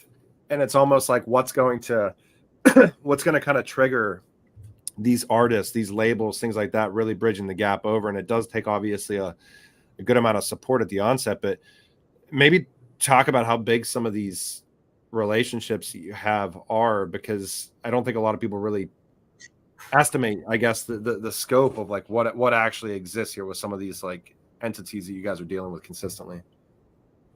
Yeah, I mean, you have, you know, we're partnering with DJ Clue, which people who don't know who he is, he's basically like the radio person in New York. He started Desert Storm. He's in Kanye West documentary. Kanye West is trying to get signed by DJ Clue. I mean, he's been working with Jay-Z when he started. He's super tapped in when it comes to the hip hop world. So we have all of our access within that. That's how we're able to onboard some really big artists like Rick Ross and stuff early on, which, you know, Ross doesn't really vouch for crypto. It's not a big thing that he's a part of, but, you know, these people, they work with people they want to work with, and they work to try to build something out together. Obviously, DIMOC is massive in the sense, you know, that's Stevie Aoki's label. They've had legendary, you know, artists for forever now. So their entire catalog is, I don't know, it's like maybe like 8,000 plus songs, maybe even more. There's a lot of really cool stuff coming through there on a regular basis. It's a lot of EDM, but they do have some hits, like they had Block Party from back in the day, and they had some other really cool indie bands. But it's a lot of EDM and electronic music, obviously, because, you know, that's Aoki's thing. You know, a lot of their new artists like Chill and different artists that they're putting out, they're really cool people too. So we started working with them. We also have some really cool releases that are coming up this week as well. We have this one artist, Swaco. He actually performed at our other event. He was signed to Atlantic Records for a long time. He's got, you know, songs with hundreds of millions of streams. He gets around 3 million monthly listeners. He just became independent. So, you know, we've been close for a while, but now it's going to be like he's going to upload his music onto Siki, his whole new album that's dropping on Friday. So that's going to be exciting. We also have a couple other guys that also just kind of got out of some of the record deals talking about coming over to Seeky. So for us, it's like we can bring the talent before the signings. They're like, hey, these are the guys that are going to pop. And then even after, because it's usually pretty traditional nowadays for them to get these record deals and then want to kind of go independent. But then it's like, how much does that community support that? So if Web3 comes in, and I guess it's hard to make a dent on something like an artist like Swaco because, he gets, 100 million streams. But if you can make that dent, you shift the whole industry. Because eyes are watching an artist like that. They're trying to see, okay, he just went, what is he going to do different now that he's not signed by a major powerhouse label? And if it's like he comes here, he makes a whole new revenue stream and it starts doing really well, then it's like, all right, well, we have to take our attention back to Web3. So that's kind of why we have him. We have a couple other artists. I mean, Bankroll Hayden, who's already on, he's got a song with like the Kid Leroy, but he's now fully independent too. So we're going to be talking with him. We have a couple big catalogs. We're talking with some big distros. For us, it's really about piecing it in. Like if I'm going to bring a major celebrity into a space, we just want to make sure that the reception's right. It's not that it's hard to do. It's just making sure that people support it and it doesn't look like, well, I don't really want to do that again, Yeah, no, but I know it, everything's got to start kind of at the foundational level. And like, I know we're going to start to do some of these live streams, or as many as we can, directly on Seeky app. And what's that going to kind of look like for audience in separation from if they were to just like watch a video on Twitter or watch a video on YouTube? What's kind of some of the differentiators there? And then like, I guess, this isn't going to just be us from my understanding. I know you guys are talking to a lot of content creators as well to start coming on and doing some of the stuff that they're already doing. So it should be an easy fit to come on to Seeky and start kind of streaming there as well. Yeah, I mean, we gamify a lot. So the more you watch it, the more you live stream any part of this. Like we want to use the resources we have. I mean, we've helped artists recently get signed to Warner and all these labels. Like we still do stuff like that, but we have these contacts. But if you're streaming and you're pushing it, we want to help you grow. And we're willing to do this. Whereas before, when it's like separate, it's like a label, it's a business, it is what it is. For this, it's like if somebody's really active and they're really helping out, like we want to give you all the opportunities you need. If you want to be a streamer, maybe we'll bring in some other really big influencers to join your live stream and they'll promote it on all their socials with millions of followers. Like we want to drive this traffic. And, with the Seeky Foundation page, that's obviously our token that's going to be coming out as well. The Seeky token, which again, was never launched because we wanted to build a full platform. We want people to understand what we are and what we're going for. Because our whole goal is this platform. It's not necessarily just to launch a token and then disappear. I mean, we've been doing this for 4 years plus. So, we've been a little bit hesitant even during the last bull run to be like, let's do this because we want to make sure that people understand, what it is. And with the Seeky Foundation, it's basically we're going to be giving certain grants to different artists and different streamers so that they can push themselves even further. Because at the end of the day, the more content coming in here, the more ways to kind of help everybody else, it feeds back in. And the token is obviously there's a lot of utility within the platform. We burn the token whenever you're minting stuff. So it's definitely deflationary. We don't really give a bunch to the team. It's not like I'm holding 10 million tokens. I don't need any tokens for this. I want to just build something that's steady. I want us to grow past and go beyond just the regular, bull run. I want it to be like when it's a bear run, we're still here as a project, which we've seen a lot of Web3 projects take that hit.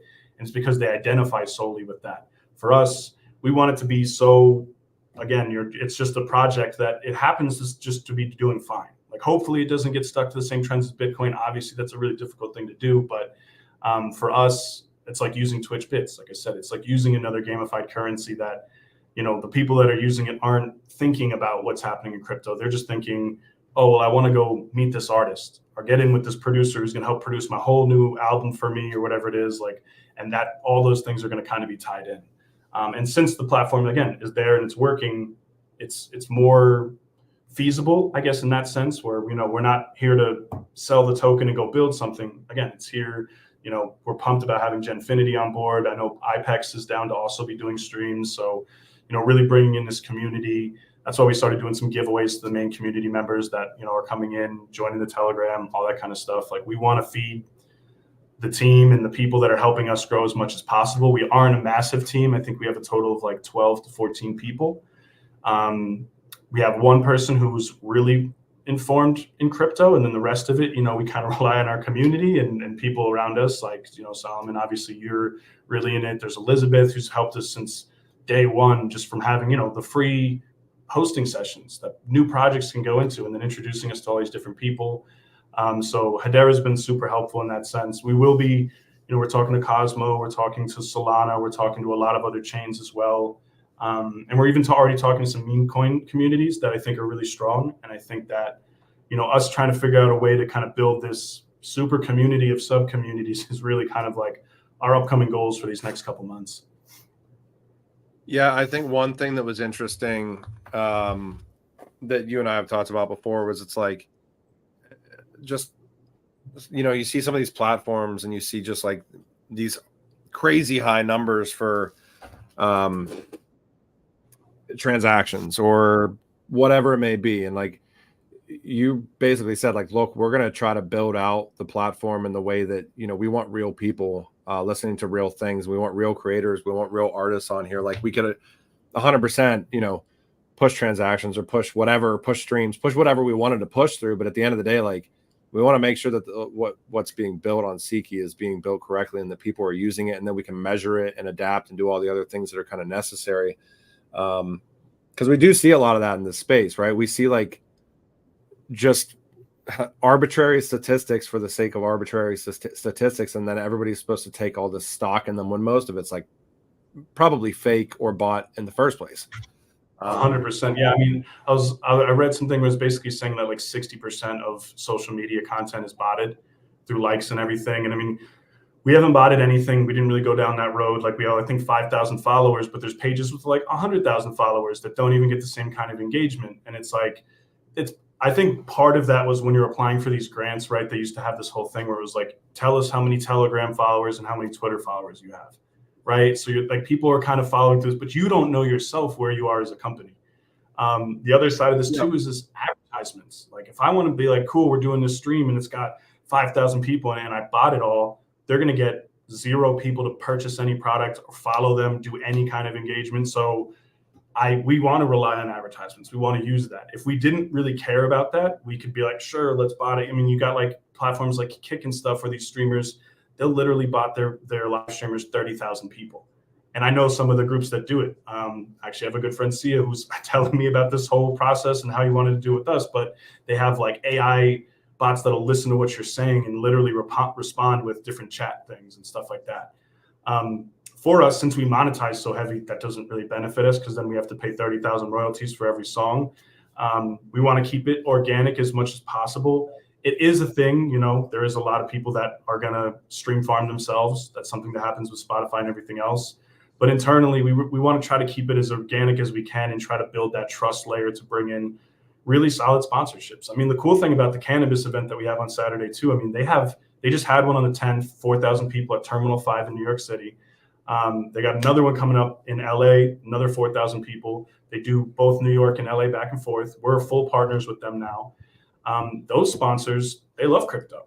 I think Stoney's, the NFT thing, was at one of their events. So we can actually work with them directly. We can get sponsors now to come in and help sponsor some live streams from project events, which that's really hard. I can't get L'Oreal to sponsor a crypto live stream really because it's so outside of their pocket. So a lot of weed things aren't even allowed to live stream on a lot of platforms. So this is a brand new partnership. It's going to introduce us to a lot of people. Their community is really good. Like I said, 4,000 people, that's really solid. We have a booth there. We're more than happy to like help promote other projects within the ecosystem too. If they're like, hey, we're an NFT project, whatever, like this audience is the audience. Like everybody there, they like crypto. They like crypto and weed. It's a degen audience, if you will, but it's, there's music, there's everything, there's entertainers, there's influencers. So we want to do these every month and we want to see like, cool, let's bring, again, all these different sub communities together and find cool ways to mingle them in. But yeah, if anybody's around, they literally did something where you get a free ticket, you get it. I don't even know if I'm allowed to say it, but I guess so. You get a free ticket, you get a joint, you get a popcorn and a bottle of water. You download Seeky and you just send a screenshot. The ticket's $35 alone. So they're really pushing for us. They really want to make this thing happen with us. So it's pretty much, it's a win if anybody does want to show up. And I will say, I mean, you guys do put on, I mean, just ridiculously good physical events too, with streaming directly through Siki app too. I guess, Chris, as we kind of walk out here, I know you guys have a lot in the pipeline, obviously, from the foundation aspects. You alluded to, obviously, the token coming up soon. You've got the luau on July 20th. This is 1000 East 60th Street in LA, and their signups are still available. Go to @Siki App's Twitter to sign up, and certainly go to Siki.io for the application as well. But anything that you are excited about in the very, very near term outside of the physical events, or maybe just some forward-looking statements for us would be awesome. Yeah, I think the Swaco drop is really cool. I'm really pumped about that. I think that's going to help us open some more doors. My brother actually also just produced the whole album or produced a lot of music for Jackson Wang, who's a really, really big artist in China. So we're working some of those angles too, but we're going to announce some more things. Like internally in music, we've been doing a lot of stuff to help pave this way. And, you know, I've always been like, I want to say a lot of this stuff, but I can't say it till I can say it. So it's cool that just as of today, I can talk about the Swaco things, but, you know, we want to keep feeding this as much as we can. We want to keep pulling people in, and we want to provide opportunities. We want to create that change because we know we can, you know, set this person up with this person, and you're going to see it happen overnight. You know what I mean? So there's definitely a lot of cool things coming up. The DIMOC party is great. Again, if anybody wants to come as a label, as a team, those guys are awesome. They're just great people. When you meet them, they're just great people to be around, great human beings. And then again, so that's 2 events in one day. We'll have a couple more of those. But yeah, super looking forward to more things coming up, and we'll definitely be sharing more things throughout the course of this week. Hopefully getting some of the Genfinity spaces going, and, you know, working with you to show you some benefits too for your side of the tech, like, so we can help you get sponsors. You know, anybody who's coming on the platform, we want to help turn this into a living for people, because it can be done. Like, I know playlisters that get paid to share playlists, and they get paid more than people think. It's just all backdoor dealings, right? We want to make this direct. This is the Genfinity playlist. This is how many people are listening to it. You'd be surprised. You know, people pay $100 to play for a room of 50 people. Sometimes they go all the way to open mic. They do all this different stuff in big cities. You know, I think if we could just start to break down those doors and make things more accessible, it'll still benefit us. So yeah, I mean, we're super pumped for everything coming up. And obviously, if anybody has any questions or anything, feel free to reach out to me. Join our Telegram, the Siki Foundation. We have more grants that are going to be coming up to give away to people, not just the artists, but the listeners too, and the community members. So yeah. Yeah, and let me make sure I share this as well to make sure you guys go give Siki Foundation account a follow, and then join the Telegram also. I do see that the Telegram is always hopping off. And then, you know, lastly, I guess for me is that, like, I think one of the pain points that we've kind of seen historically is, like, you know, we have great communities and these great ecosystems, and you guys have different support from different ecosystems. And I know that you'd even mentioned, like, some of the bigger names, like even in crypto or blockchain, just to kind of get into the crypto blockchain aspect too, as far as like bigger accounts and stuff like that. So I know you probably can't get too into the weeds with that stuff, but I know that you've mentioned some of the people, and I think it's going to be pretty interesting to watch in the near future. And again, I think it should also shine a light on the technology of like Hedera and stuff like that too anyways. But yeah, I think it's cool. I don't know if you wanted to touch on that at all, but yeah. I mean, I used to post pictures back in the day when we first started, like, you know, me with Gary Vee and Lil Baby and all the big artists and stuff like that. And, you know, it's cool to show, like, hey, these are the people that were around. But at the end of the day, I need just as much support from the community to make all those connections happen. You know what I mean? Like, if we want to go to VCon, which is in August, which Clue and him own a pizzeria together, during NFT New York, their pizza was given away for free at the Bored Ape Yacht, big, massive party that they did. This was during like the last bull run when things were awesome. I mean, we can bridge these gaps. But when I show them something, they just want to see, you know, solid community, things that are there, things that they want to work with. Everybody's down to work. Everybody's down to explore new things. But I mean, the sky's the limit with who we can bring in. I mean, I've been called on a regular basis to do meme coins for every celebrity you could think of. Like, since the first Iggy Azalea one came out, it was just like phone call. But like, you know, I know the interest of some of them. I know that they don't really, a lot of them, the good ones, and this is not financial advice, but the really good ones that I've spoke to, that I would buy the tokens for are a little bit hesitant at the moment. I think that it will be interesting to see. I think that that's why providing utility, I think that a lot of them, they want to give back to their community in the right way, and they want to make sure that it's safe. I think some of the ones that went out have done fantastic, and they'll probably continue to do really well. But I think for us to take that adoption into play, I think that we would just, we just got to keep this ball going. We got to keep this momentum shift. I think the Hedera ecosystem has been really positive lately. I love to see that growth there. We've had some cool conversations with Near lately too. Those guys are, they're always working. They're always out there. They always do good marketing with what they do. Polygon as well. Those guys they're solid.